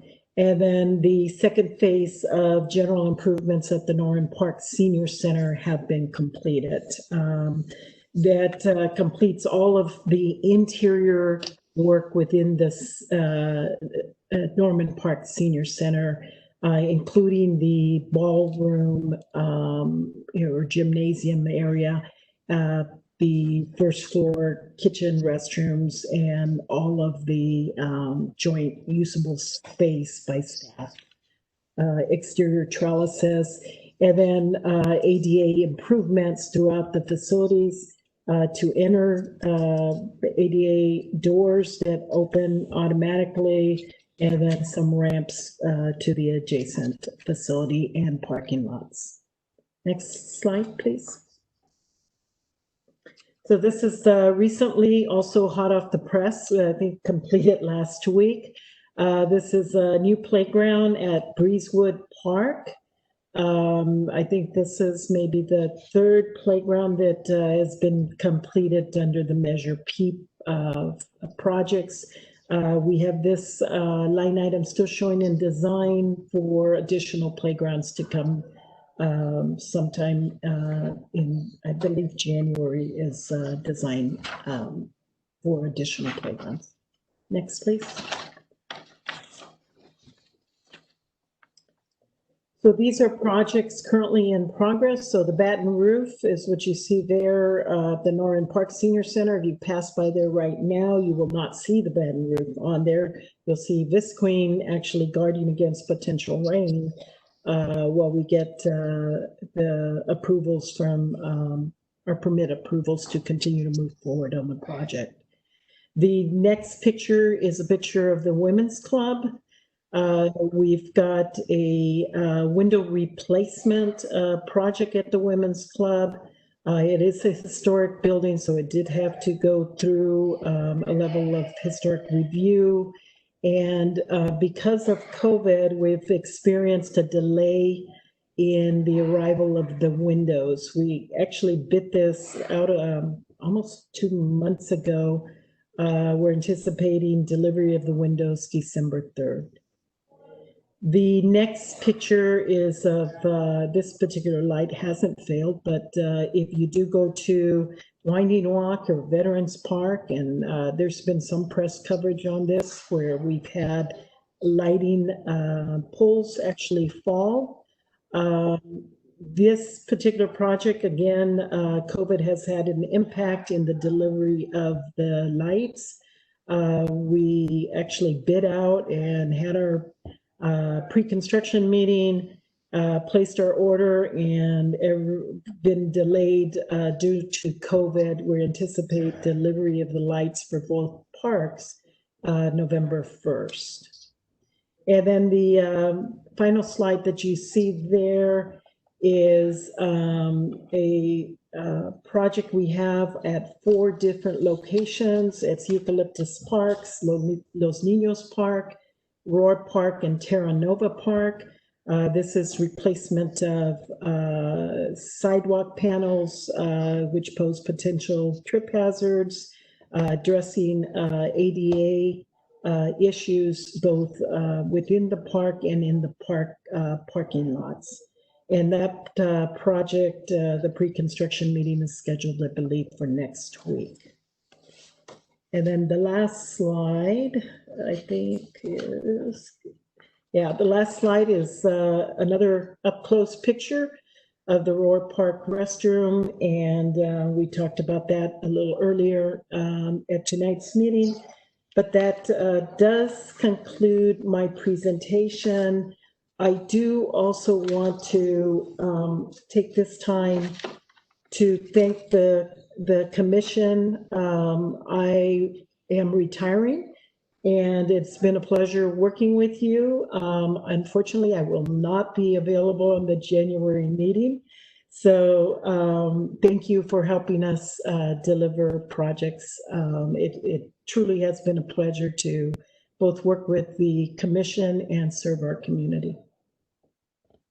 Well, it's been great working with you too, and we hope you enjoy retired life and stay, active. But we do appreciate all that you've done for the city and all that you've done for this committee. So, anyone else want to comment on this? Yeah, I'd like to add my thanks to yours, Chair Garcias. QIQ for your dedication, your passion, your attention to detail, and your legacy will live on in our fair city. Thanks so much for what you've done. Thank you so much, commissioners. It's been a truly, 34 and a half years has gone by so quickly, and I've enjoyed every moment of it. So thank you. And this is Committee Member Hunter. IQ, I would just like to congratulate you on your retirement. We have worked together for a long time, and the city is losing a tremendous resource in you. Enjoy your retirement. Thank you. And I think afterwards we'll all take that bottle of wine and we'll toast you. Absolutely. Thank you. I'll be virtually thinking of all of you. Okay, so moving on, I think we'll have we will now call for a 2-minute pause to allow the public to submit any final comments to the item before deliberation. As a reminder, please refresh the view on the screen to ensure your new comments appear.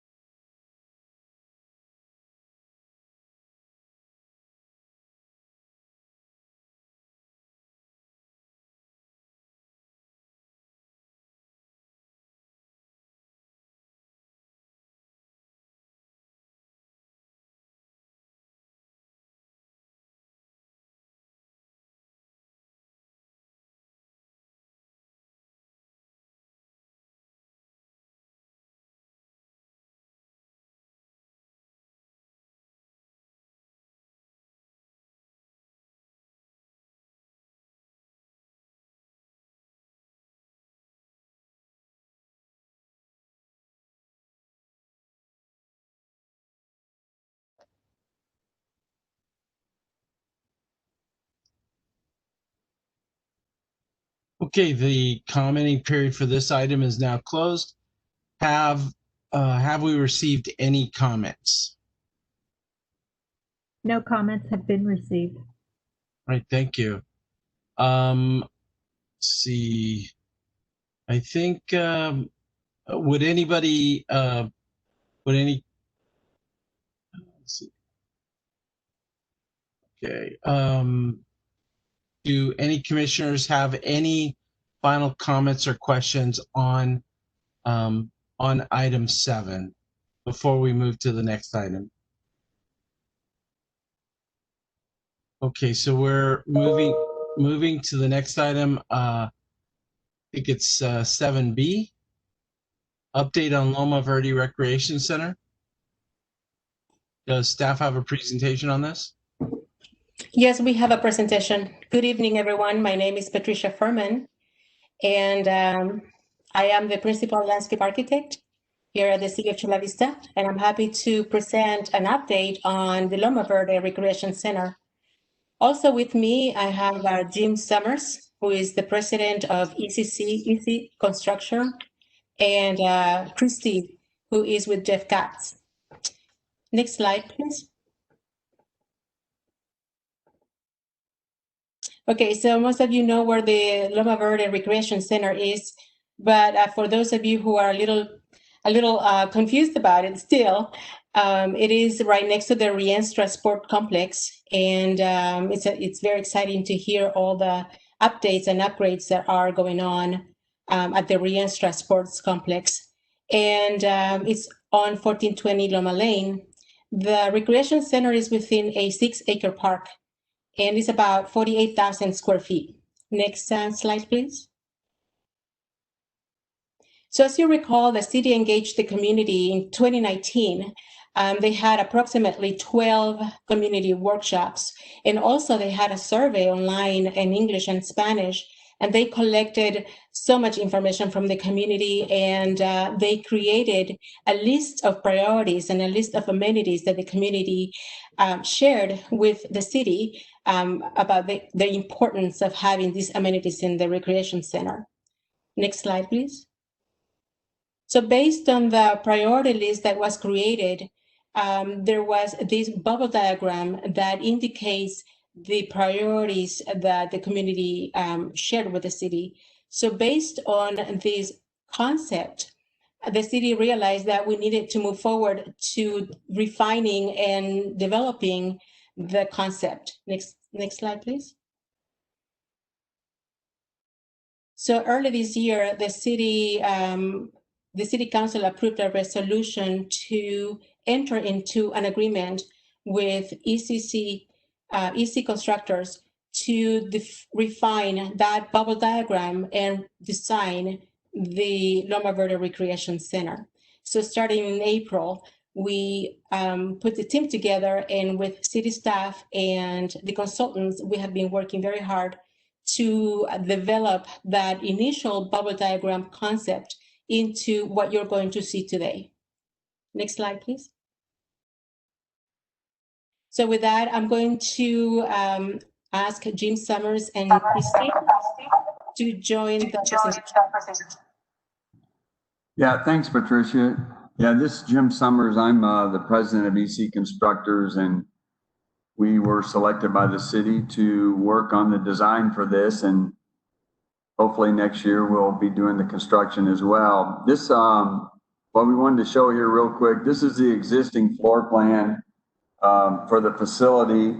A lot of you may know, but this facility is kind of looks like one facility, but it's really two. The rec center's on the left side and the aquatic centers on the right side. They each have their own independent entrance and that sort of thing. And part of the concept was to have a single point of entry to the facility so that this didn't require as much staff all the time. So next slide, please. So the project originally came out to do segment one. You can see here there's three segments that were kind of laid out in the initial plans. So segment one, it was essentially replacing the rec center side and putting that single point of entry. As we got into the design a little more, we realized that trying to just replace a part of the front of the building may be a little odd. So next slide, please. So with the magic of our design team, what this slide is showing you on the left side, kind of at the center of the gate there, you can see what would be the new recreation facility. And on the right side would have been what was originally called segment two, which is the aquatic side. So to some degree, it would have still been separated. So we've now worked with the city, Patricia and the entire city team to create a design for both segment one and two. Next slide, please. So this kind of gives you an idea from a bird's eye view of what segment one and segment two entails. And you can see it completely gives the front of the building facing Loma Lane a new identity. Next slide, please. The other part of what we did, and it's not necessarily part of this project, but we did work with Patricia, the rec center staff, Tim Farmer and Karina, and we did develop a concept of what segment three might be in the future to make sure that segment one and two would be done in a manner that would be somewhat easy for the city to implement segment three in the future when that funding is available. Next slide, please. So I'm going to turn it over to Christy now. She's going to give you guys a little more in-depth discussion of the design of the facility. Thank you. So is there an echo? Sorry. Oh, there we go. All right. So thank you. as Jim mentioned, our main goal for this facility was to create a single point of entry instead of two separate entries, as you saw in the previous building. So with this layout, we have still two more distinct areas of the building. On the left is still going to be the recreation side, and the right is the aquatics, but allowing staff to monitor just a single point of entry will really help with their workflow. Next slide, please.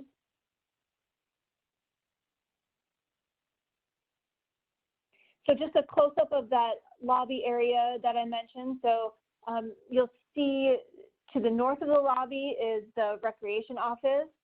To the east would be the aquatics office, reception counter with game room to replace the game room that now exists in the current building.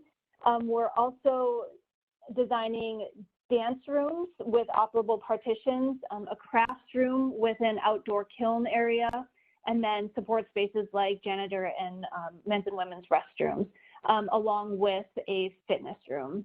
Next slide, please. This is a rendering, just very conceptual of what that shared lobby space would look like.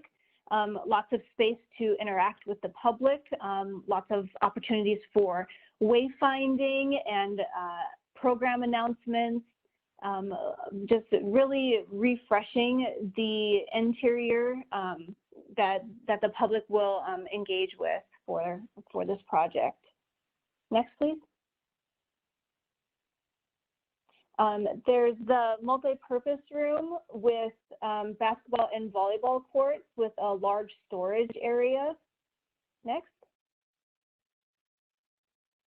And then on the aquatic side, we have a break room for staff along with men's and women's restrooms, some lifeguard storage, and then large women's and men's changing rooms along with family dressing rooms and some outdoor cubby areas for storage for patrons of the facility, along with our utilities down in the bottom right corner. Next slide, please. And so this is one of the renderings of the exterior. You'll see a more cohesive look to the entire building. It provides for opportunities for some feature walls, a really prominent entrance, accessibility upgrades throughout of that front site area. It just really ties both sides of recreation and aquatics together. Next slide, please. Here's from looking northwest of how the aquatic side would look from the sidewalk and the parking lot entrance. Again, just creating that cohesive look opposed to what Jim had previously shown with the two buildings with very different looks kind of being smushed together. Next slide. Patricia?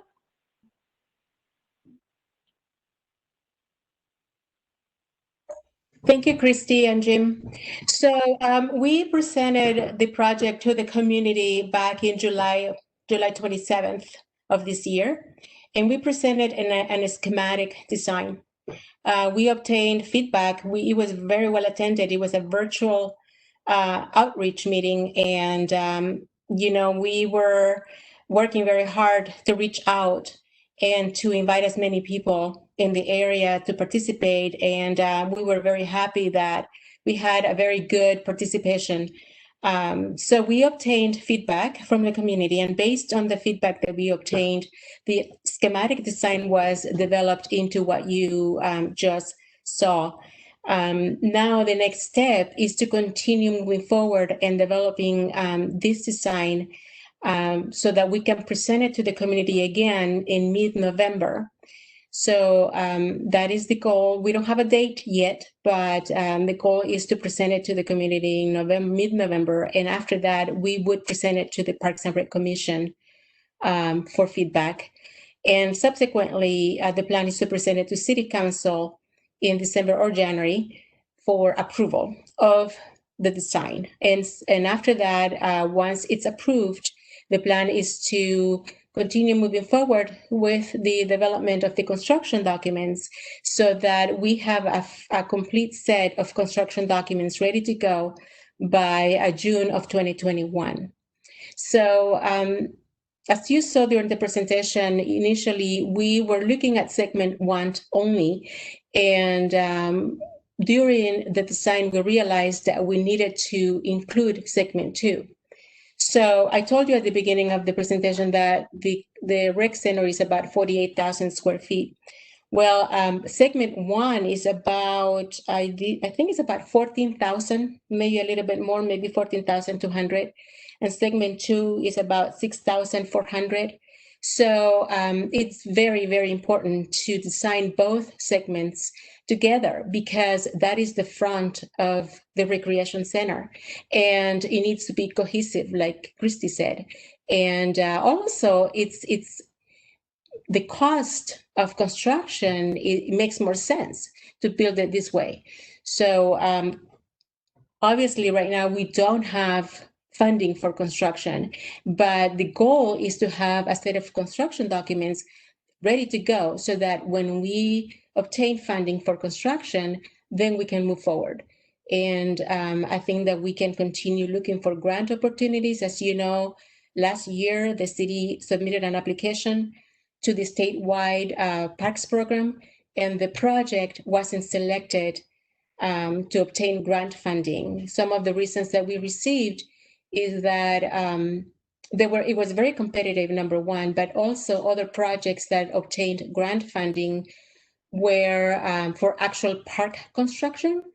And also another reason is that the number of acres per person, number of park acres per person within the half-a-mile radius in this area is higher than the minimum. So they obviously went for projects that had a greater need to have new parks within their neighborhoods.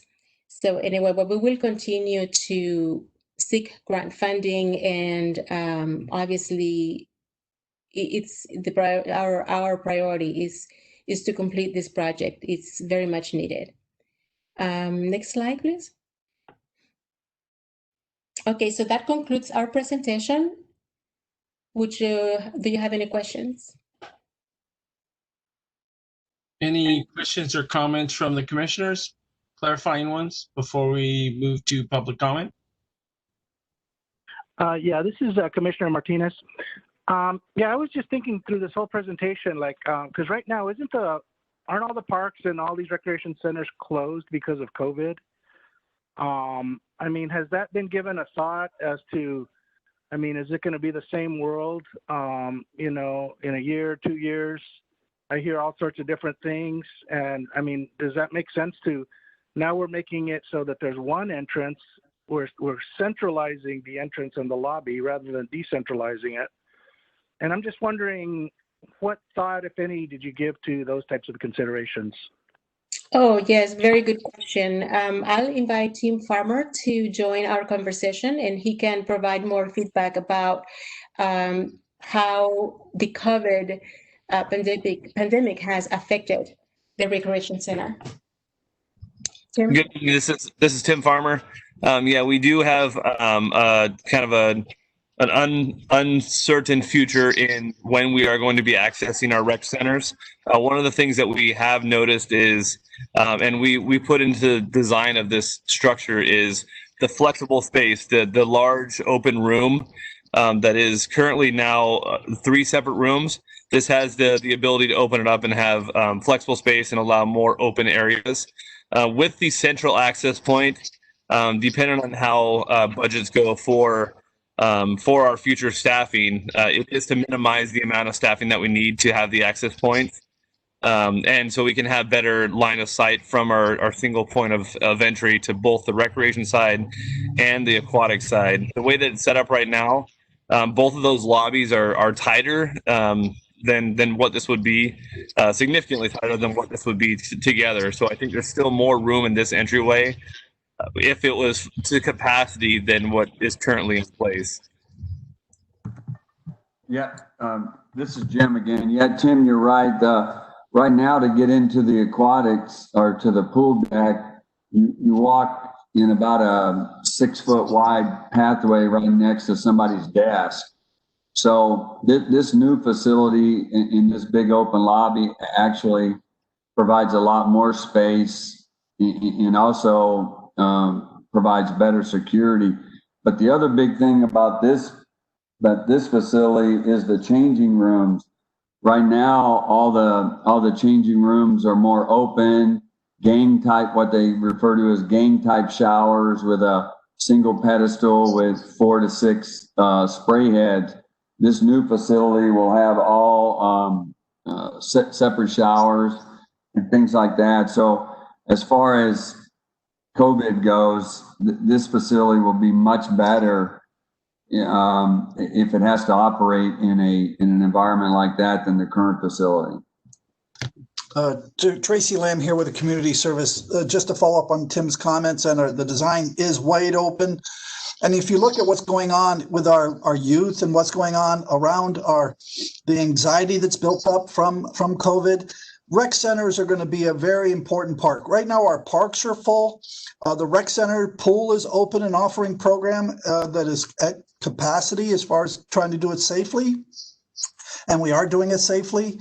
So I think as you talk about the future and as things change, there will be people that will need to get back together. And we look at this as a way to do it and keep it open and keep it spacious. We don't have that luxury right now. And now is the time to get to work on this since we are closed up. Thank you. Thank you for staff's response. Any more clarifying questions before we go to public comment? Okay, see none. I will now call for a 2-minute pause to allow the public to submit any final comments on the item before deliberations. As a reminder, please refresh the view on your screen to ensure new comments appear.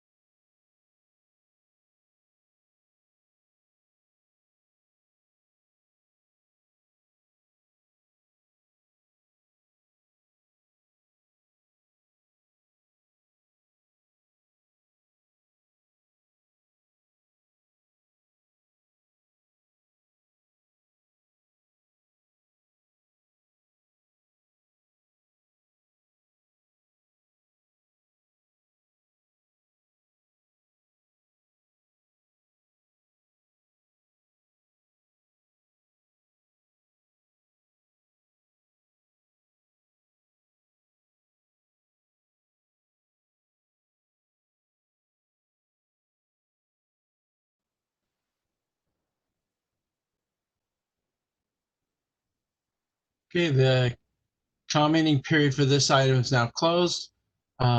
Did we receive any comments? No comments have been received. All right. Do any commissioners have any final comments or questions about this item before we move on to the next?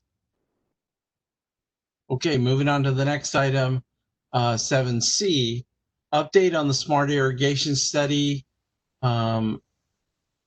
So does staff have a presentation on this? We do. Good evening, Commissioners. My name is Tracy Lamb. I'm the Director of Community Services for the City of Chula Vista. Good evening, and wanted to let you know that bring this back to you. If you remember, a little over a year ago, we brought to you a presentation from Nick DiLorenzo, and we were talking about how we were going to complete an extensive site assessment with recommendations coming out of it for the city's irrigation system.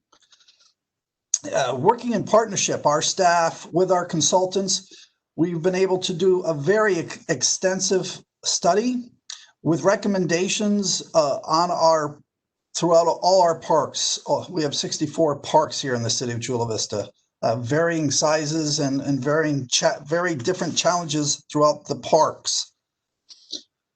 One of the focus points of this assessment was to prepare recommendations to help guide the city in the next steps of having a smart system to improve water consumption and water usage, looking on being, saving and not trying to use so much water and save as much as we could, but yet provide the best parks for our citizens. I'd like to introduce Mike Spohr. He works with DiLorenzo International, and he's going to present to you a final overview of how we concluded this project. So, Mike, I'm going to turn it over to you and your slides. Thank you, Tracy. Again, my name is Mike Spohr. I'm a landscape architect with DiLorenzo International. We've been working on this project for a little over a year and a half, and finally wrapping it up. And we would like to thank Tracy and Tim for their insightful guidance, and also their field personnel. Rusty James and Hugo Martinez were extremely helpful, and I spent almost 2 months out in the field with Rusty, so I know the city quite well now. Next, let's see. The agenda for this brief presentation will be to briefly discuss the purpose of the study, the status, the issues that we ran across, and then go over the recommendations, summary, and take questions. Next slide, please.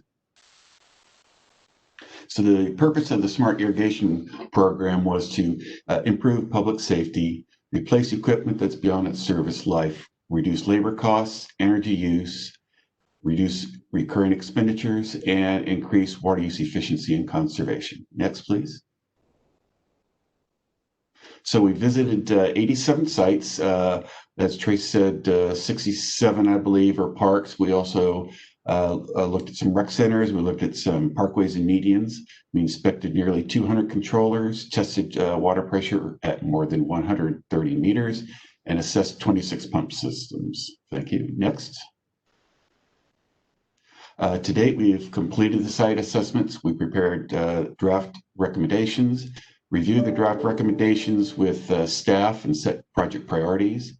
We prepared final site recommendations and budget estimates, and actually finalized the recommendations report today, and I will be delivering it Monday to Tracy and Tim. Next slide.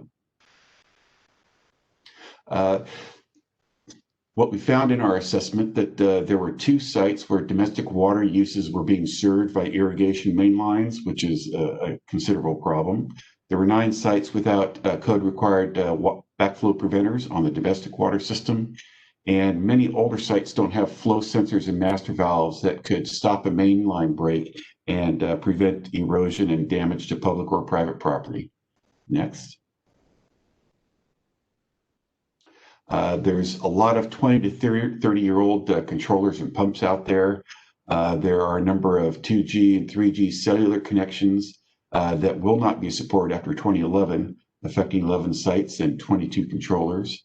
Central control radios and modems are failing, and controller front panels, dials, and switches are failing. Next slide, please. There are a number of standalone controllers that require staff to manually adjust irrigation programs on the regular basis, and a number of 20 of small battery operated clocks that require regular battery changing and reprogramming. Next slide, please. And then with a lot of high energy use pumps, numerous old inefficient fixed speed pumps, that work off of pressure switches and not off the controllers. And they're often designed for the highest water demand and can damage some of the smaller spray systems. Next. A recurring cost, the city is currently spending about $20,000 per year on irrigation controller communication services alone, and there are a number of water meters that are larger than required, resulting in higher monthly fixed meter costs. Next slide. And water conservation, we can't effectively monitor or identify line breaks with systems lacking flow sensors. There are a number of sites with poor sprinkler coverage in some of the older parks and fields, sprinklers irrigating across pavements, and battery controller programs not regularly adjusted for weather conditions. Next slide. So this is a summary of the priority budgets. We have approximately $2.6 million in priority 1 work, $1 million in priority 2, $2 million in priority 3, and $2 million in priority 4. And the hope is within the next few years to try to get as much of the priority 1 and priority 2 projects done. So that's about $3.6 million. Next slide, please. So some of our key public safety recommendations include providing $145,000 for domestic water separation work at Eucalyptus Park, Menzel Field, and Rienstra Sports Complex. And almost half of that is at Rienstra alone. So tying our project in with some of the other failed assets and ADA programs that were reviewed earlier tonight could be beneficial. We look to provide $98,000 in backflow protection work for Bonita Lawn Canyon, the Central Library in Friendship Park, Hilltop, Terra Nova, Roar, Sweetwater, and Sun Ridge Parks. And also install master valves and flow sensors for 86 controller systems out of the 200 to shut down mainline breaks. Next. We are recommending to upgrade 71 existing Maxicom controllers for another 10 to 24 years of good service life at less cost than replacement, and replacing 29 Maxicom controllers with CalSense ET-based controllers that just automatically adjust according to the weather. And again, getting rid of the standalone and battery controllers. There are 7 failing pump systems, actually 1 that's already dead and 6 that are on their way that need to be replaced at a cost of $250,000, and repair or upgrade to 21 other pumps for another $110,000. Next slide, please. Key labor savings can be found in replacing the standalone and battery clocks and upgrading controllers to ET. And energy cost savings can be found through upgrading and replacing old pumps with the variable speed pumps. Next slide. Recurring cost, we found some locations where we can connect to the Ethernet for free and get rid of analog and cellular phone. And then also there's approximately $8,000 a year we could save by reducing water meter sizes where applicable.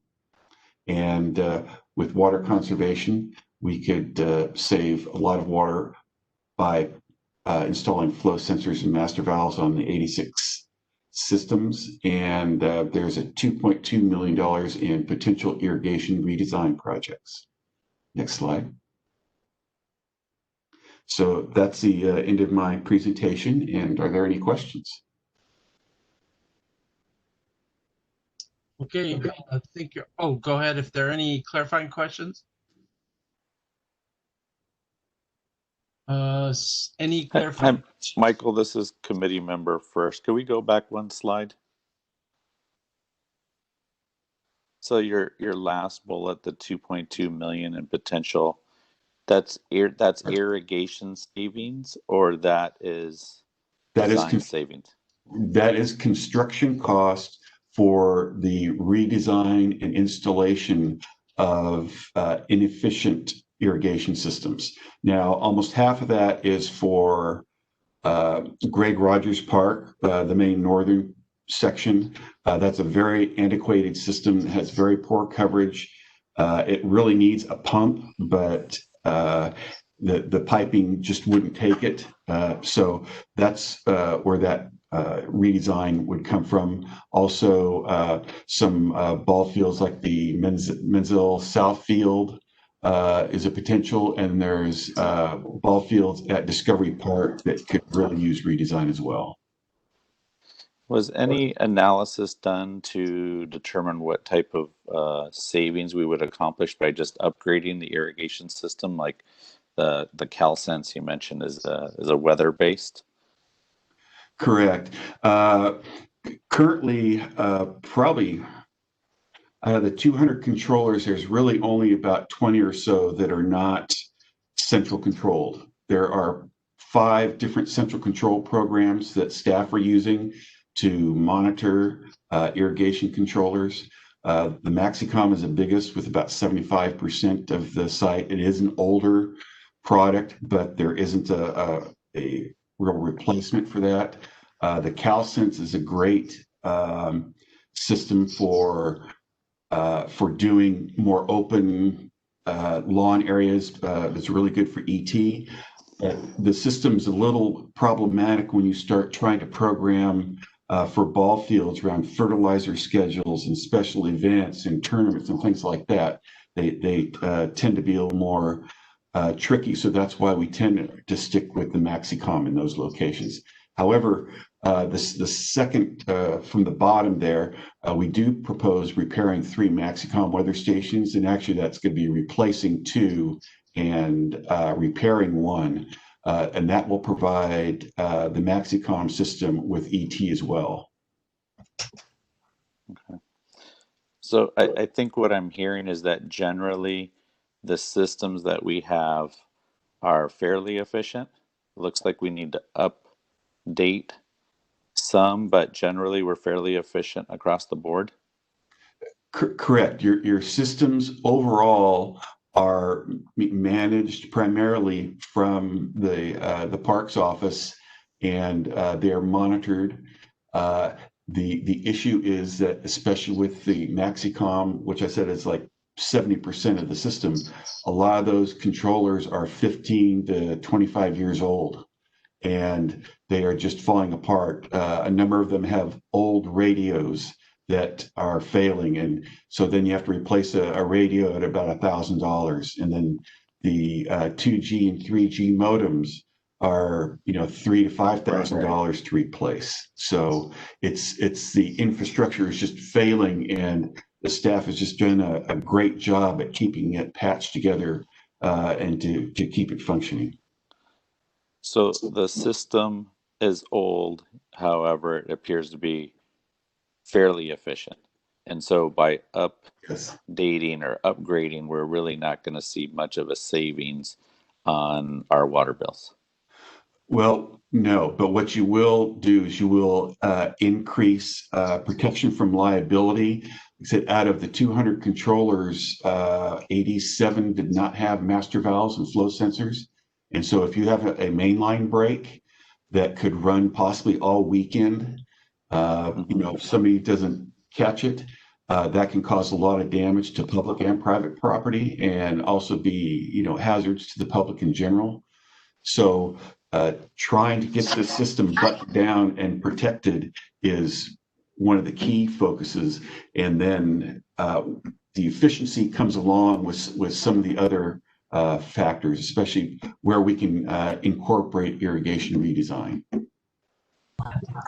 And this is Tim Farmer. I just had a quick follow up to that. I know previously we had the thought that changing out all the controllers to a CalSense may allow us to get those conservation measures through everything just weather based. But we've tried that on a couple of our facilities, and the weather based system on the turf field the sports turf has not worked out. There's times where it doesn't allow to even get enough water on the fields, or it puts too much water on the fields than what our staff has been programmed. So I think as we look forward, we're trying to find and identify the locations that would run best with the weather base. So all the open space areas, the plant materials, those are the spaces that aren't as fluctuating based on use, and that can run off the weather based system while still allowing us to to manually control the sports fields. And then with the flow sensors, I know there was one weekend, I believe it was September of 2 years ago, at Terra Nova, where we had a mainline break, and it was $12,000. And then and so there's continued efficiencies by providing these recommendations and implementing these recommendations, not just the way that we originally thought was changing out the type of controllers. So on the focus of this is mainly the controllers. Obviously, we've got backflow. We've got some domestic serving irrigation, or maybe irrigation serving domestic. Wasn't there a time that we were interested in replacing all the spray heads? And I know the Chula Vista Sports Council had, brought volunteers, and I know at Discovery Field, I believe all the heads were changed. Is that something that's still an interest to the city? And would that gain us additional savings on water use? So as far as the interest, yes, we're looking at continuing to look at how we can redesign what is currently in our facility. So with the sprinkler head replacement, that wasn't so much a conservation more than it was trying to be more efficient in where the water gets distributed. So that's something that we're looking at if we have additional funding. But right now our priorities are how can we connect our controllers back to the central control system, so we don't have staff having to go out and manually update timers in the field versus having one central control system to program everything. And then also fixing the failed infrastructure, such as the failed pumps, the pumps that aren't working efficiently, the lack of flow sensors and water and master valves, so we can shut down any potential breaks. Those are where we're going to see our biggest cost savings initially. And then as we get down the line, going back and looking at the redesign projects, as Mike was mentioning, as well as replacing current sprinkler heads that we have to get more efficient water spray onto the fields. Okay, one we're last replacing the heads currently with our staff. We are doing that as we go along, but not doing big head changes. But we are when it arises, we are changing the heads out. Yeah, just through maintenance, right? I mean, you're not actively changing them other than if they're damaged or That's need correct. repair. Yeah. Last question I had is I recall that the Chula Vista Sports Council was really interested in working with the city, and obviously they can provide a lot of volunteers to help a lot of that manual labor. I don't think we've seen them at the meeting recently, but I don't know if there's been any contact with them, because I know they had an interest in the city kind of prioritizing the parks in which they operated. We meet with the local youth sports groups. We're trying to figure out and try to help them go back to play as safely as we can within the state and county regulations. So right now, we haven't been doing any real volunteer projects due to COVID. So you haven't heard from them in a while because we haven't been able to really do anything in a while. However, we are still communicating on a routine basis, ensuring that they are following the guidelines and trying to keep them somewhat as active as we can based on the needs. The South Bay area was one of the first areas to return to some type of organized play with our youth sports. They can do skills and drills, but the state regulations and county regulations still do not allow scrimmages or games. So it's been a real challenge for the leagues, and it's been a real challenge for us to try to help them to follow those protocols and keep their players safe. And we've been able to do that for the most part. We've had no outbreaks, and that's to the credit of the youth sports organizations. But we're talking to them on a consistent basis. Very good. Thank you. Okay. Any other commissioners before we go to public comment? Okay. See no more. I will now call for a 2-minute pause to allow the public to submit any final comments on the item before deliberations. As a reminder, please refresh the view on your screen to ensure new comments appear.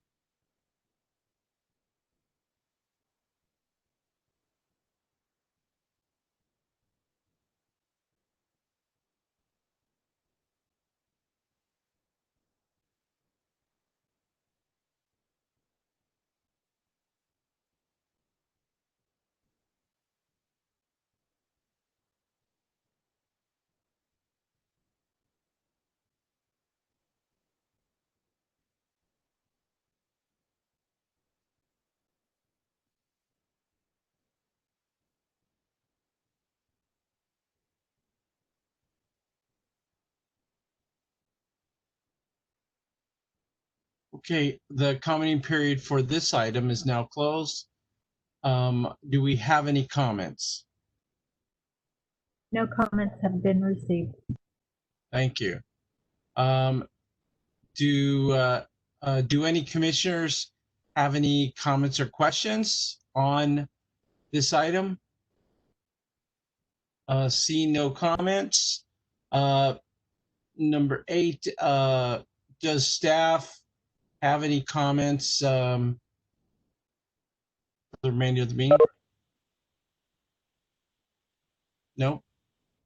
And do any committee members have any more comments tonight about the meeting? And again, I'd like to highlight both Commissioner Rito and Commissioner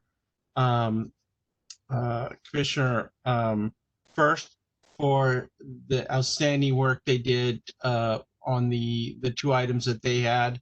So thank you again to them, and also thank you to everybody for participating in the meeting. Do I have a motion to adjourn? So moved. Okay. All right. Any objections? All right. Meeting's Where's that wine adjourned. bottle? What's that? Where's that wine bottle? Yeah, I know. I have an open ear. Okay, so the meeting's adjourned at 8:46. Thank you, guys. Thank you. Have a nice evening. You all. Thanks, you too. Stay safe. Goodbye. Bye. Good night.